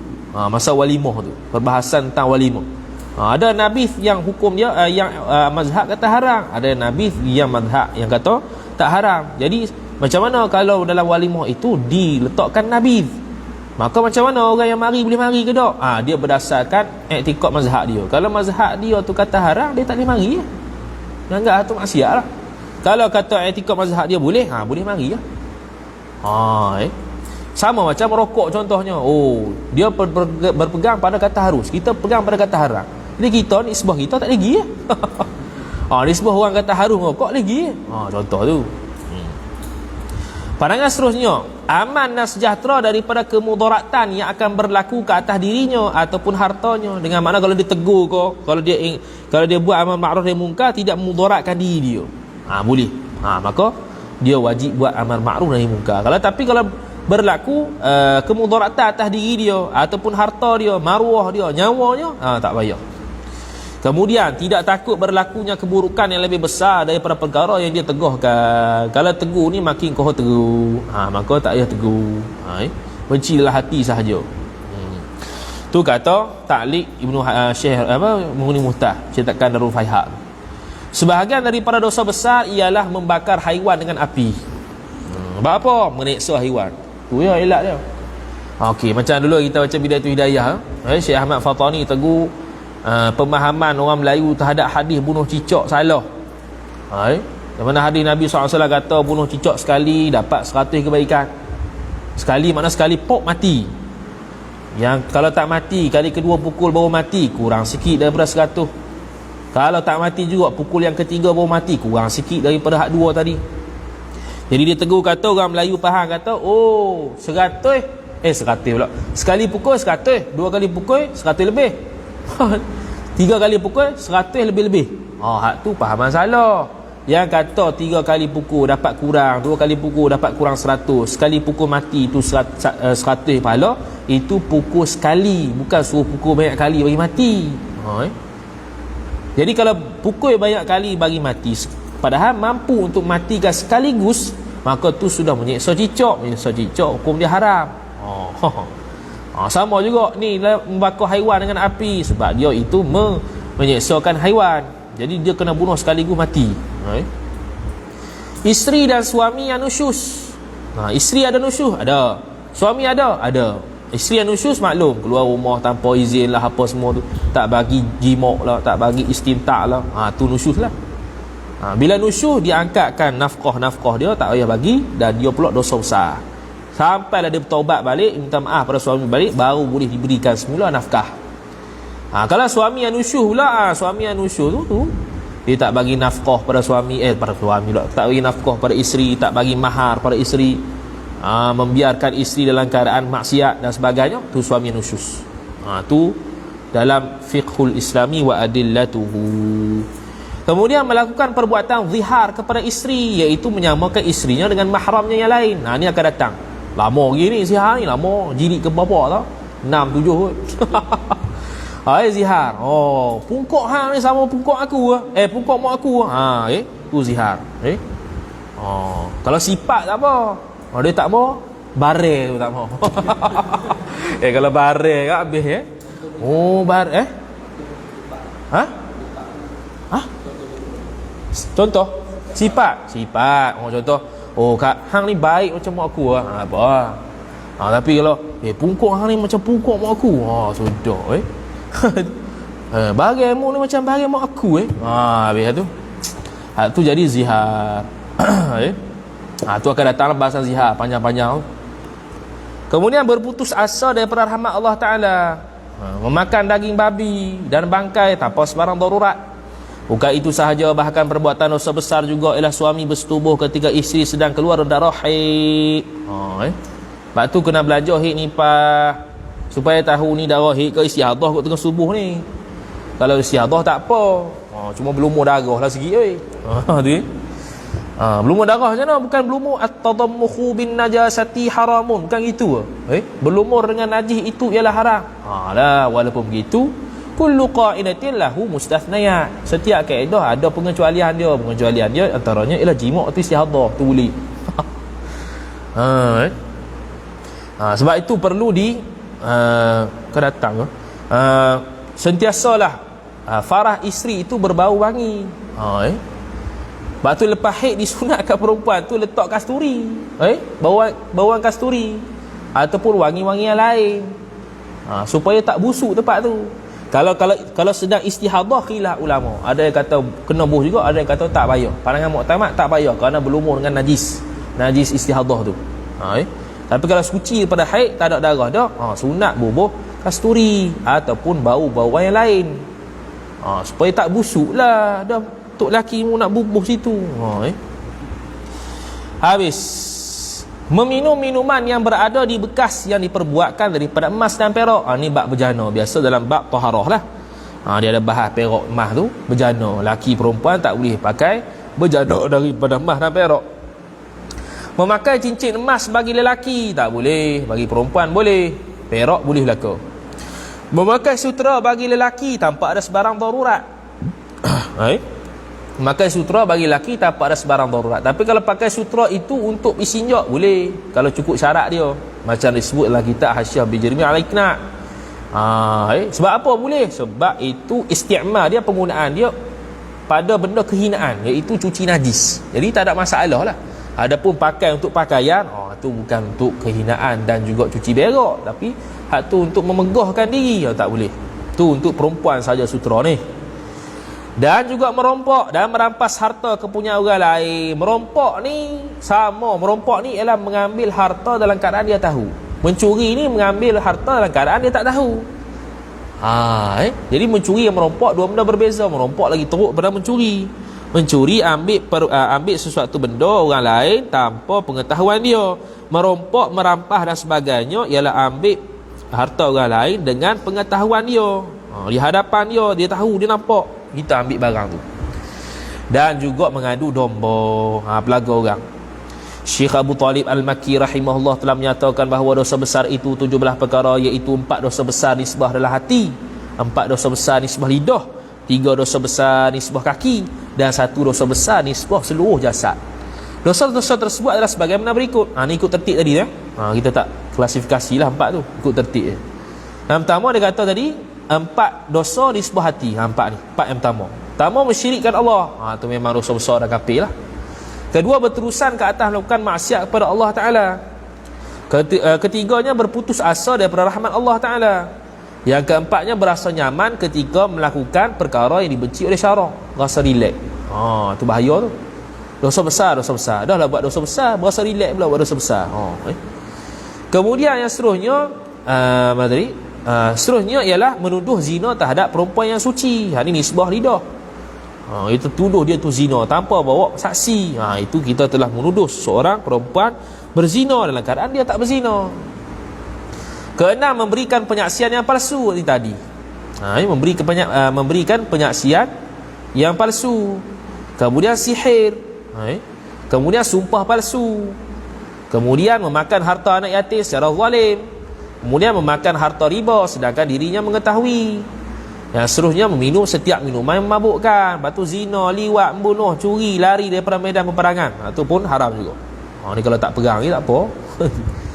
Kemudian menderhakai ibu bapa walaupun kedua-dua ibu bapanya itu orang yang kafir sekalipun. Ni bagi orang anak itu masuk Islam. Jadi orang masuk Islam, anak dia masuk Islam, pak dia masih kafir, tetap kena buat baik selagi tidak bercanggah dengan syarak. Ia merupakan pandangan yang zahir meskipun terdapat dalam hadis yang mengaitkan syarat bahawa kedua-dua ibu bapanya itu mesti beragama Islam. Ni ghayah dia panggil. Ghayatul liraddi. Ada hadis kata syarat di Islam baru buat baik. Tidak. Ghayatul liraddi zahirnya ialah kena buat baik juga dengan orang kafir, bapak dia tu, walaupun ada hadis mengatakan kedua-dua bapaknya itu mesti beragama Islam baru boleh buat baik. Syekh Ad-Damiri rahimahullahu ta'ala menyatakan dalam Najmul Wahash bahawa terdapat banyak dosa-dosa kecil.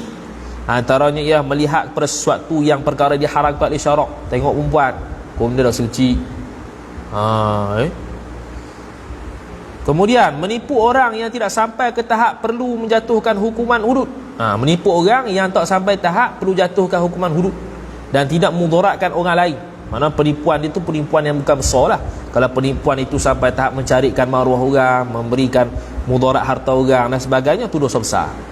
Melihat semua orang, ni bahaya.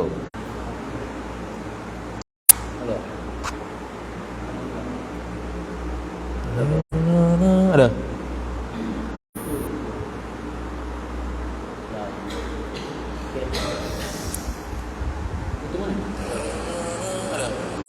Ada tu.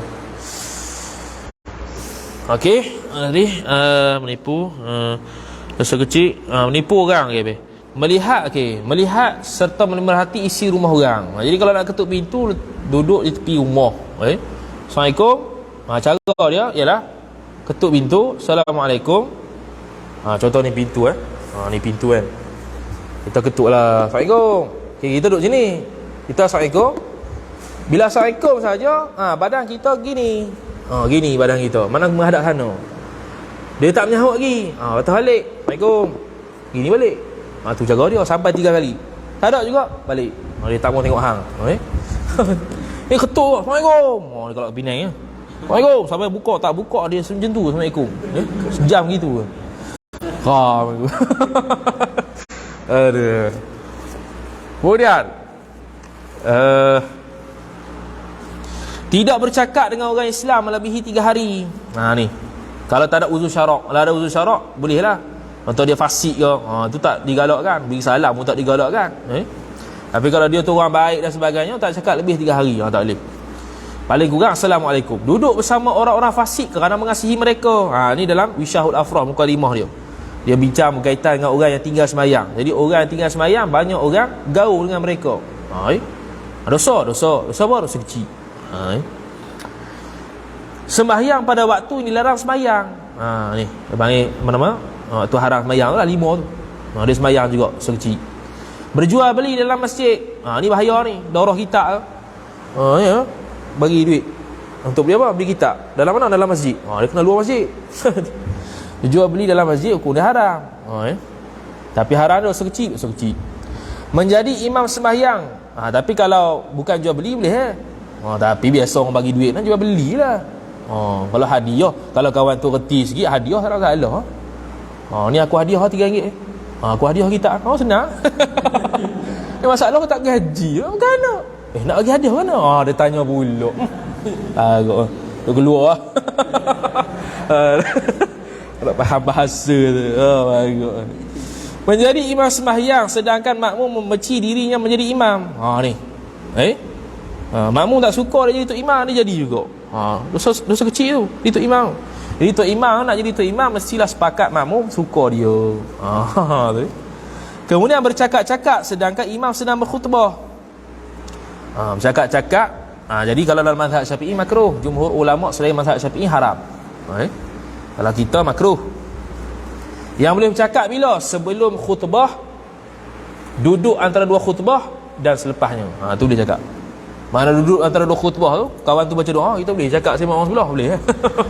Tapi nampak pelik lagi ya. Pak Han menyembang doa. Jadi yang kata dosa ni makna dia tu atas pandangan haram lah. Kemudian melakukan puasa secara berterusan menurut pandangan As-Sah, dia panggil puasa wisal. Itu hanya khusus untuk Nabi SAW sahaja dia buat juga. Dia puasa 2 hari berturut-turut tanpa berbuka. Kalau 2 hari berturut-turut berbuka maghrib tak apa. Ni 2 hari tanpa berbuka, tu tak boleh. Mengeluarkan air manis sendiri dengan tangannya. Ni walaupun meskipun tak ada, meskipun darurat sekalipun tak boleh dalam mazhab Syafi'i. Melainkan mazhab Imam Ahmad bin Hanbal kata kalau takut zina boleh. Kalau mazhab Syafi'i walaupun takut zina tak boleh. Lepas tu gana nikah lah. Macam seorang tanya, ada orang tanya itu suami dia kerja jauh bini duduk lain tempat lain, suami tempat lain, boleh buat tak sex call? Silah. Dia tanya sex call nak tahu apa? Telefon bini, lepas tu sambil onani je. Tak boleh gitu. Kalau onani tangan sendiri. Lepas tu macam mana solusi dia? Solusinya ialah 2. Sama ada apa nama tu, isteri sama ada isteri tu pergi kat suami duduk dengan dia ataupun bagi nikah lain. Tu jelah, buat macam mana lagi. Namun begitu terdapat kritikan ke atas pandangan yang mengatakan mana tadi? Habis dah. Habis dah. Okey. Bukan itu sahaja, bahkan antara dosa kecil lagi ialah mengumpat. Ni sebahagian ulama kata dosa kecil mengumpat, iaitu selain pada orang alim dan orang hafal Quran. Namun begitu terdapat kritikan ke atas pandangan mengatakan bahawa mengumpat itu dikategorikan sebagai dosa kecil. Imam Al-Qurtubi rahimahullah menukilkan ijma' ulama terhadap dosa mengumpat ini merupakan kategori dosa besar, bukannya dosa kecil. Seorang ulama daripada Al-Ashab Syafi'iyah pun tidak mengatakan bahawa mengumpat itu dikategorikan sebagai dosa kecil, melainkan pandangan Imam Al-Ghazali dan pandangan daripada pengarang Al-Uddah Wasilah. Pengarang kitab Matan Al-Uddah Wasilah yang dirujuk oleh Syekh Daud Fatani ni dalam kitab Idhahul Ba'd, dia kata dosa kecil. Berapa dosa kecil? Pertamanya dosa kecil, pandangan yang kata dosa kecil ni ialah mengumpat selain ulama dan orang yang membawa Quran ataupun orang yang hafal Quran. Jadi syarah kepada Al-Uddah Wasilah mengatakan pandangan ini munasabah dengan zaman sekarang, zaman dia, zaman mutaakhirin. Sebab apa? Sebab banyak sekarang ni tak terlepas pada mengumpat. Kalau mengumpat dosa besar dosa besar, maka tak ada lah orang yang adil, orang yang tidak fasik dalam atas dunia ni. Susah sangat-sangat lah nak carinya. Sebab ghalibnya banyak orang mengumpat, tapi mengumpat bukan pada ulama, bukan pada orang hafal Quran, mengumpat orang biasa-biasa. Dosa kecil je lah, dia kata gitu. Tapi itu bukan tiket untuk kita halal untuk mengumpat lah kita ni. Ini sebuah orang awam. Kemudian berniat melakukan dosa besar pada keesokan harinya, adakah menjejaskan keadilannya? Masih lagi adil esok aku nak berzina, adakah sekarang ni sudah tidak adil? Imam Ar-Ruyani rahimahullahu ta'ala telah menjelaskan dalam Bahrul Madhab bahawa jikalau seseorang berniat untuk melakukan dosa besar pada keesokan harinya seperti berzina atau membunuh orang, maka dirinya belum menjadi fasik dan tidak memudaratkan keadilannya. Adapun jikalau seseorang berniat untuk menjadi kafir pada keesokan harinya, niscaya itu akan menjejaskan keadilannya. Hal ini berlaku kerana berkekalan niat itu merupakan syarat bagi iman. Mana untuk iman kena kekal, tak boleh dia esok ada azam nak jadi kafir lalu. Dalam kita asbab murtad dulu berazam untuk menjadi kafir lalu. Belum jadi kafir dah. Tapi niat ni dia ada tahap dia lah. Kalau berazam dosa dah. Yang seperti mana kita dah bahas dulu, kalau berazam buat maksiat dosa dah. Kalau bawah lagi waham ke apa semua tu, tu tak ada apalah. Tu tidak jadi dosa lagi. Kita tanggung kat situ lah. Cara mengira dosa terhadap perbuatan hati, macam mana? Perbuatan hati pun ada dosa juga. Betul kita tasawuf. Oleh sebab itu, segala perbuatan-perbuatan hati diambil kira dosanya ataupun tidak berdasarkan dengan niat seseorang. Jadi dosa hati ni berdasarkan niat. Imam Al-Ghazali rahimahullah telah menjelaskan tentang lintasan hati yang berlaku dalam hati itu 4 perkara menurut dia. Pertama, al-khatir, iaitu monolog dalaman. Al-mail, al-i'tiqad, ni pembahagian dia ni lah. Jarang kita dengar ni.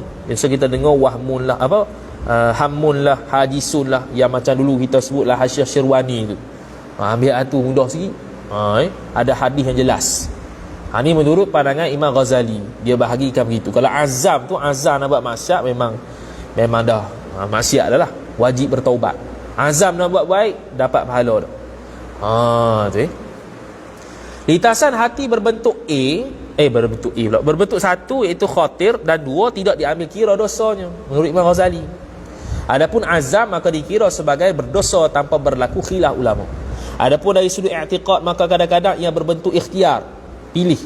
Jika sedemikian ikhtiar, boleh pilih, boleh kita pilih nak riak ke tidak contohnya, maka dikira dosa besar.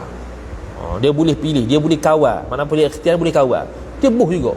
Tak boleh. Kadang-kadang i'tiqad itu berbentuk ittirari, maka jikalau berlaku sedemikian maka tidak diambil kira dosanya. Contohnya ialah apa? Contohnya dia mari terlintas kata Allah tak ada. Contohlah, terlintas saja, bukan i'tiqad sungguh. Dia terlintas, lintasan-lintasan yang mari secah sekali lalu ni ittirari, tidak diambil kira. Jadi walaupun terlintas aku ni i'tiqad Allah tidak ada, dia lintas gitu ya, bukan berazam, bukan i'tiqad sungguh, tu tak ada masalah.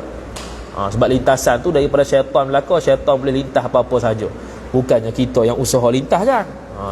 Kalau kita usaha lintas kan, kita tetapkan kata Allah tak ada, baru kafir. Habis. Kemudian kata muallif rahimahullah,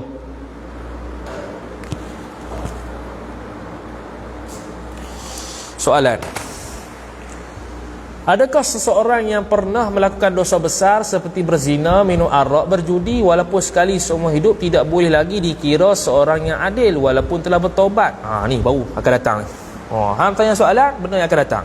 Sabar dulu. Lagi kata jika taubat tu jawapan dia lah. Kata musannif rahimahullah, pengertian orang fasik, maka adalah orang fasik itu iaitu orang fasik mereka yang mengerja dosa yang besar. Dosa besar makruf lah tu. Tadi kita bahas pumpang-pumpang.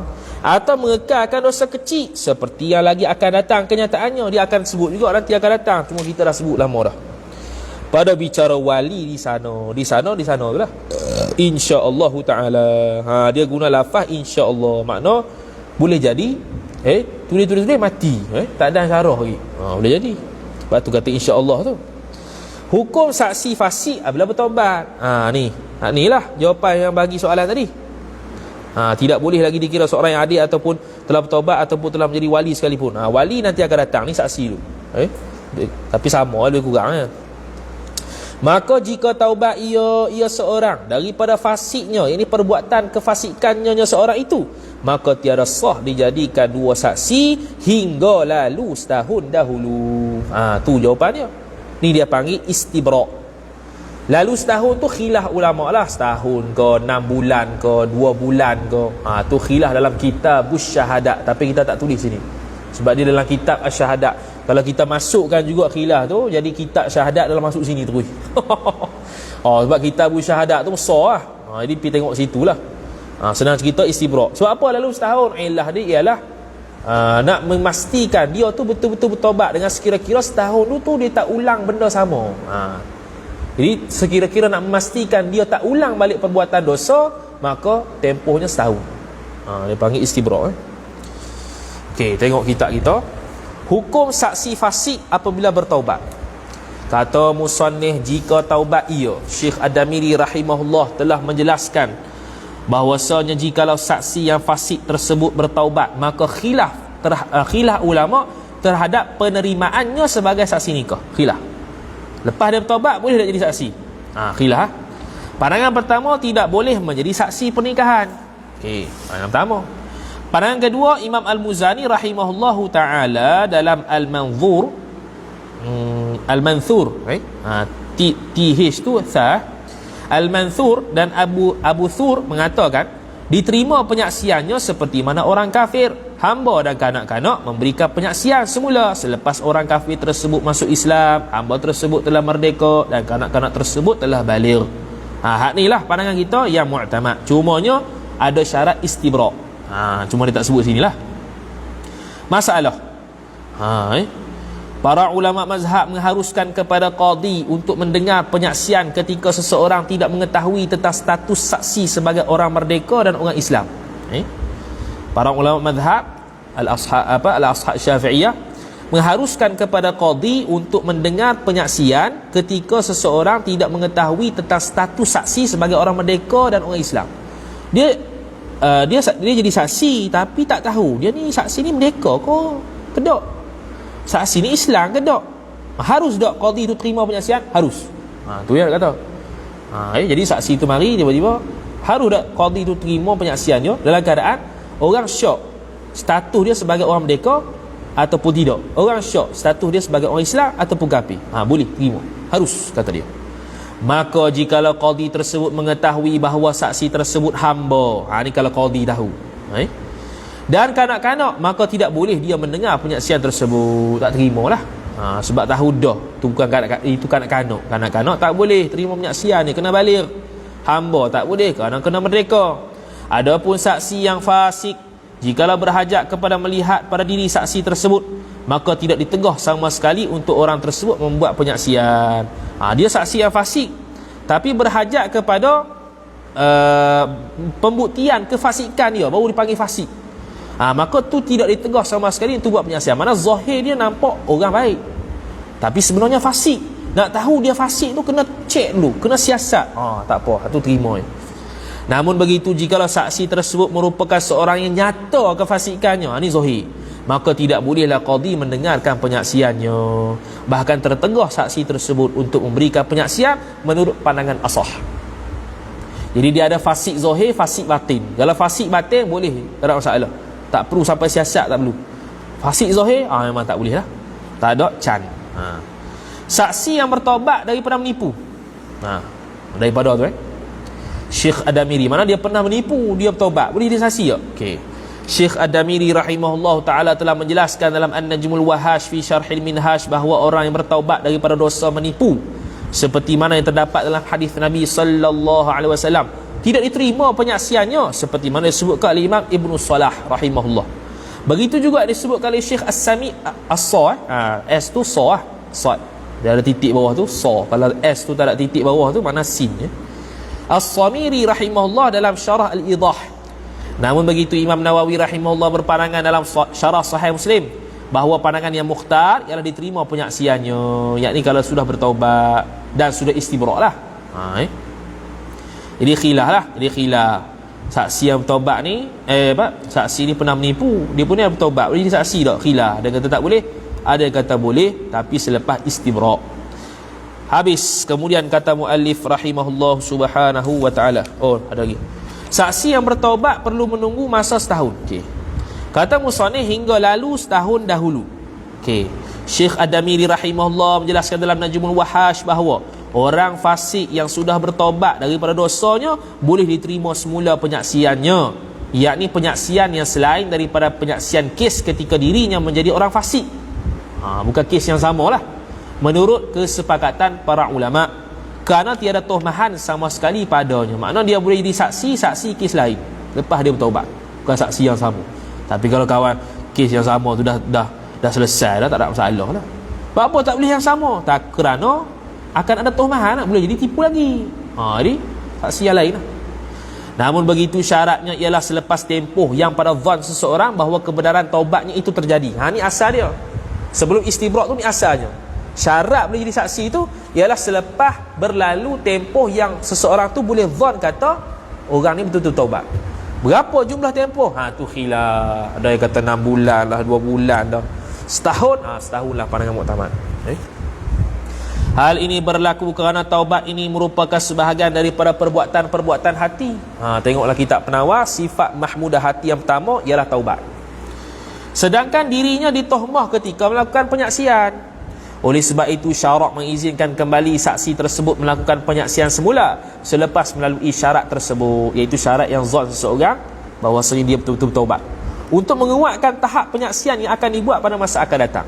Perkataan ulama tersebut memberi faham bahawa mereka menerangkan taubat seseorang dari perkataan ulama tersebut memberi faham bahawa mereka menerangkan taubat seseorang daripada maksiat yang jenis perbuatan seperti melakukan zina, mencuri, minum arak, merompak dan sebagainya daripada segala dosa-dosa besar yang lain apabila zahir dosa tersebut pada pelakunya.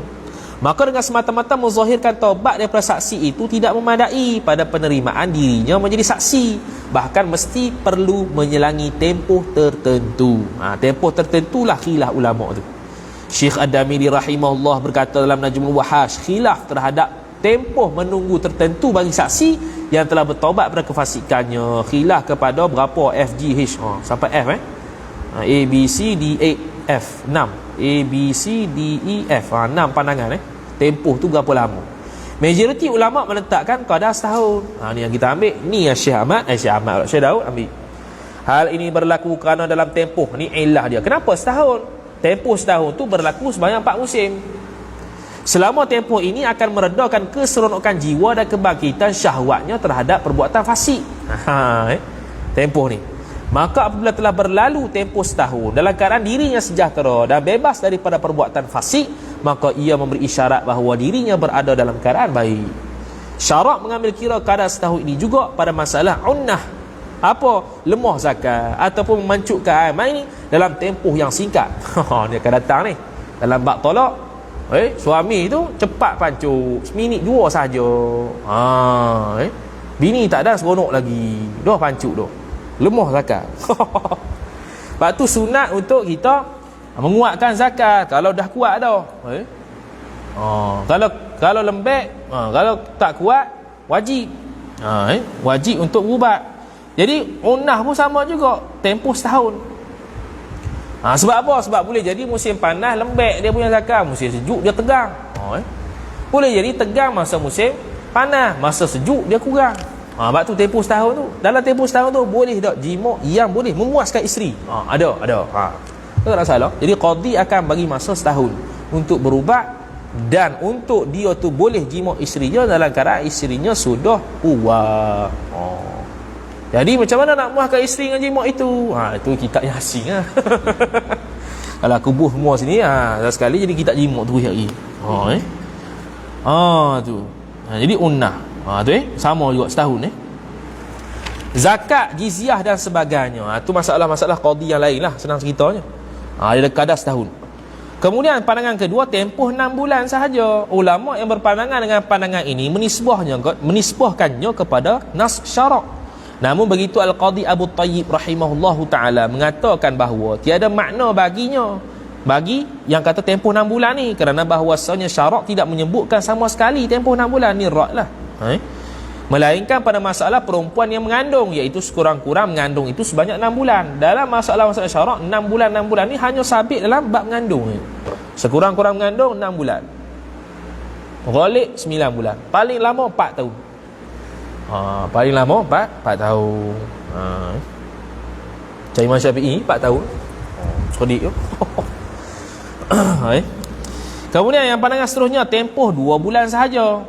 Kemudian seterusnya, tempoh sebulan sahaja. Pandangan ini dinukilkan oleh Imam Ibrahim Al-Marurudi. Gitu Al-Marurudi. Tu cara eja dia. Mim ra waw dha ya. Al-Marurudi. Dan Imam Al-Baghawi rahimahullah dalam At-Ta'liqah. Tu sebulan. Pandangan seterusnya menurut Imam Bukhari, tempohnya sebanyak 50 hari. Beza-beza belaka. Pandangan yang terakhir, tidak dikirakan dengan suatu tempoh. Hanya saja dikira dengan hasilnya ghalabatul dhann. Ghalabah dhann lebih kuat daripada dhann terhadap kebenaran taubatnya. Sekira-kira kita tengok, taubat dah sungguh dah kawan ni. Tu pandangan yang terakhir. Berbeza keadaan pada hasilnya perkara tersebut menurut orang tersebut. Berbeza keadaan pada hasilnya perkara tersebut. Apa perkara tersebut? Taubat tu. Menurut orang tersebut, orang yang taubat tu. Jadi bezalah. Kalau orang ni boleh jadi dia ni ghalabatul dhann, boleh kata dia taubat dalam tempoh sebulan. Kalau orang ni 2 bulan boleh jadi. Beza-beza. Dan alamat-alamat kebenaran taubatnya beza-beza mengikut orang. Pandangan ini disahihkan lagi oleh Al-Qadhi Husain rahimahullah, Syekh Al-Abbadi rahimahullah, Imam Al-Baghawi rahimahullah dan At-Ta'liqah, Imam Al-Ghazali rahimahullah, Imam Asy-Syashi rahimahullah dan Syekh Izzuddin Abdus Salam rahimahullahu ta'ala.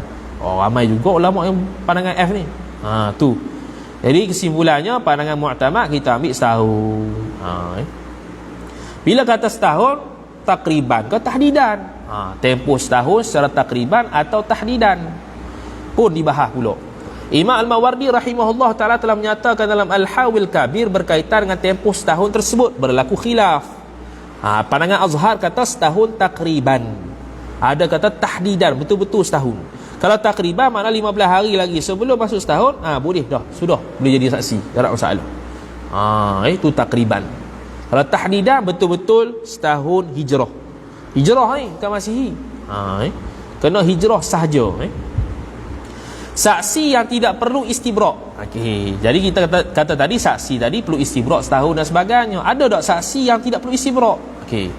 Syekh Ad-Damiri rahimahullah telah menyatakan dalam An-Najmul Wahhash bahawa orang yang melakukan kesilapan dalam memberikan penyaksian dan orang yang tamak memberikan penyaksian sebelum diminta, itu khilaf ulama sama ada penolakan saksinya itu perlu istibrak ataupun tidak. Dua orang.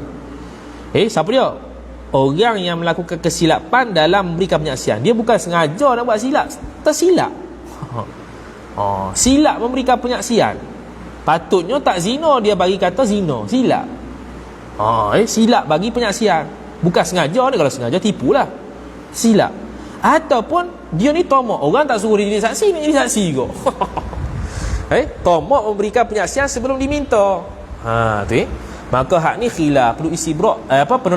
Penolakan saksinya itu perlu istibrak macam tadi ataupun tidak. Pandangan yang pertama, ditolak penyaksiannya tanpa perlu istibrak, tolak saja. Panggil orang lain tanpa perlu istibrak. Apa istibrak? Iaitu menurut tempoh setahun menurut pandangan mu'tamad. Perkara ini disebutkan juga oleh Imam Al-Baghawi rahimahullah ta'ala.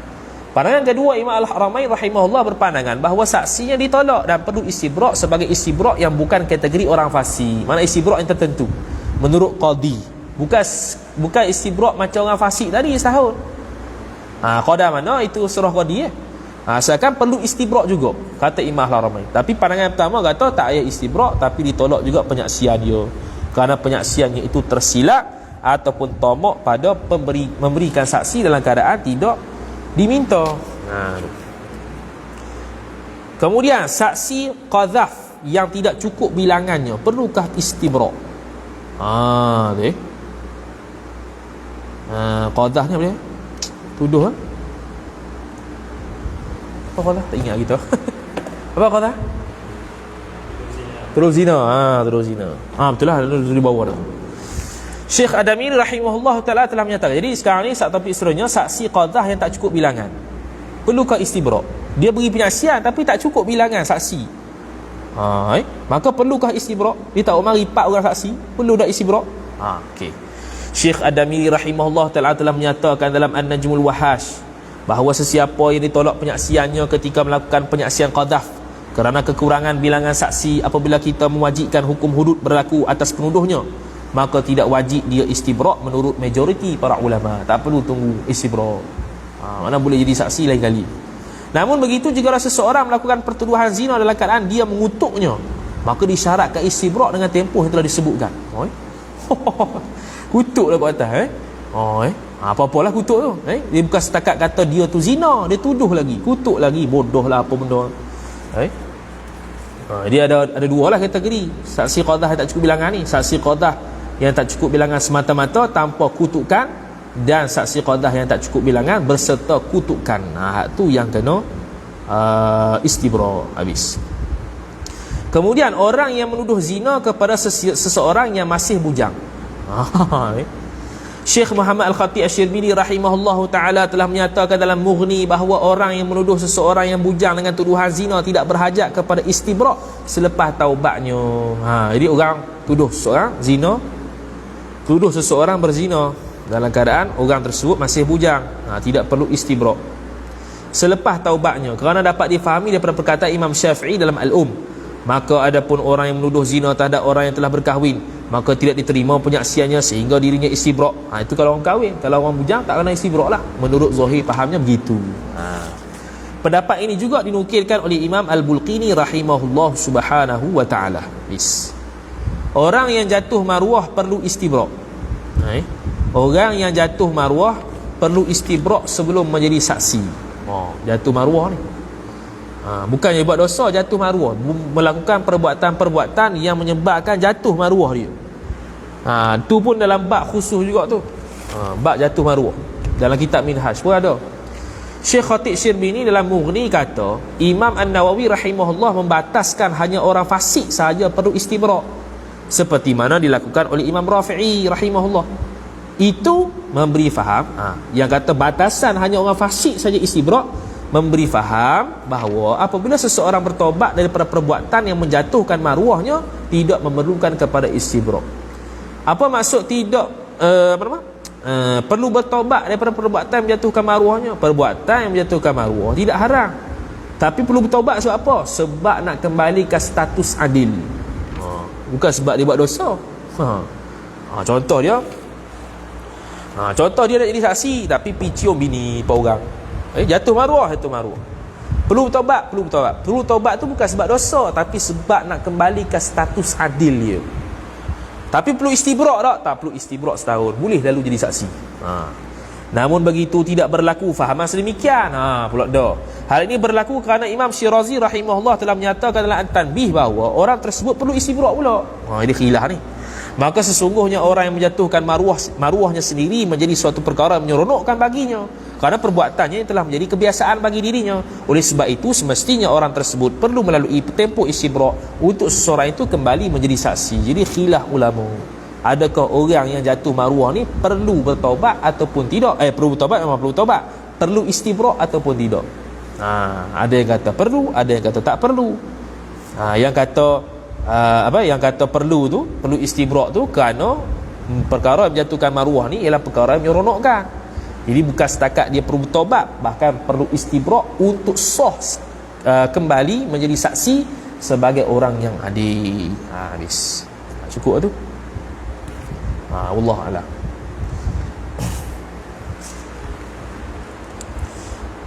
InsyaAllah kelas kita ni kelas yang terakhir lah untuk sebelum bulan Ramadan.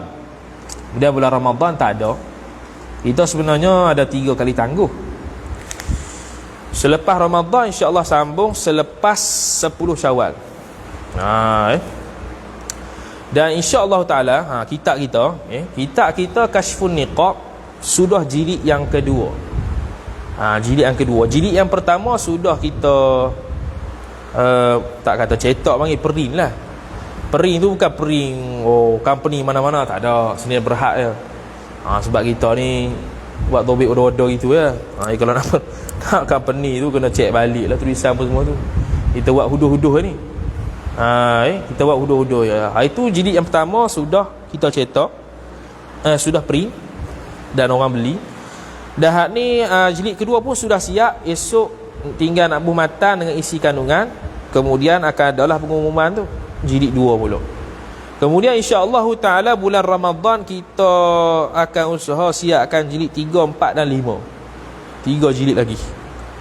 Memang aku beruzlah dengan laptop je lah. Daripada pagi sampai malam 30 Ramadan. 4, 5, 6. Hari tu jilid pertama, muka surat tuhfah kita ni sampai 48. Jilid yang kedua sampai muka surat 8, sampai muka surat 80 lebih, yang mana bezanya 40 muka surat. Mana untuk jilid pertama tuhfah kita ni 48 muka. Jilid yang kedua tuhfah kita ni 40 muka surat. Jadi kita tengoknya kemungkinan bobek syarah di kita ni sampai jilid ke-8. Jilid ke-8 ataupun 9. Kalau kurang lagi bagus. Kalau tengok gitulah 8 jilid. InsyaAllah Ramadan ni sampai jilid 5 disiapkan. Tu ada lagi nak tanya? Nak tanya apa lagi? Tak lagi nak cakap sini. Nanti pengumuman yang jilid 2 tu ada dalam grup lah. Siapa tak masuk grup tu kena masuk grup. PM page ni lah, nak masuk grup tu. Kita tak buat pengumuman merata ni. Ni bukannya untuk orang awam. Untuk orang yang belajar ya, diutamakan. Kat ikan pening pula. Dah khilaf. Ni kata boleh tak boleh pula. Bakat bodoh itu dia baca itu. Ada soalan yang online tentang kita? InsyaAllah nanti malam raya tu ada tu. Siap dah tu 3, 4, 5. Lepas tu lepas raya tu insyaAllah kalau kita akan buat setiap hari Ahad, dan kalau ada kelapangan hari Rabu boleh buat hari Rabu. Sebab kita target tahun ni 5 jilid siap habis khatam. Kalau buat Rabu dengan Ahad lah. Kalau buat Rabu Ahad, setiap sesi tu 30 muka surat. Sampai ujung tahun ni jilid 5 boleh habis. Mana tahun depan tu boleh habis semua kitab. Tahun depan tu tinggal lagi 3 jilid lagi 3 jilid lagi, khatam tahun depan semua Idahul Bab. Tu kalau begitulah. Kalau khatam ni boleh jadi qadi ni. Masalah qadi banyak ni. Masalah qadi yang banyak tu. Masalah tak ada kaitan kita langsung. Sebab qadi saja. Khilaf qadi. Buat guano. Wallahu alam. Jadi yang tak masuk grup tu silalah masuk grup. Esok akan ada pengumuman beli kitab jilid 2. Lepas tu yang adalah typo-typo tu itu sendirilah. Sebab tu kita tak buat kau umum sangat dah. Yang itu untuk kita ya. Begitu juga akan dibuka semula pre-order untuk jilid 1 Kasyfun Niqab dengan syarah ta'liq pedoman tu. Bolehlah siapa yang tak beli lagi ni boleh beli. Ataupun tak mau beli, tak apa, tak jadi kafir. Tak tambah iman beli pun. Kita dah bagi dah PDF siap yang tinggal yang syarah saja. Tanpa ada matan dan isi kandungan dan sebagainya. Kita bubuh dalam grup belaka dah. Jadi kalau tak mau beli pun mahal apa dia RM30. Nanti hang lah. Jadi ada PDF dalam grup pun boleh juga. Wallahu alam. Jumpa lagi pada selepas 10 Syawal insya-Allah taala. A'udzubillahi minasyaitonirrajim. Bismillahirrahmanirrahim. Alhamdulillahirabbil alamin. Wassalatu wassalamu ala asyrafil anbiya'i wal mursalin sayyidina Muhammad wa ala alihi wa sahbihi ajma'in. Allahumma zidna ilma warzuqna fahma. Allahumma zidna ilma warzuqna fahma.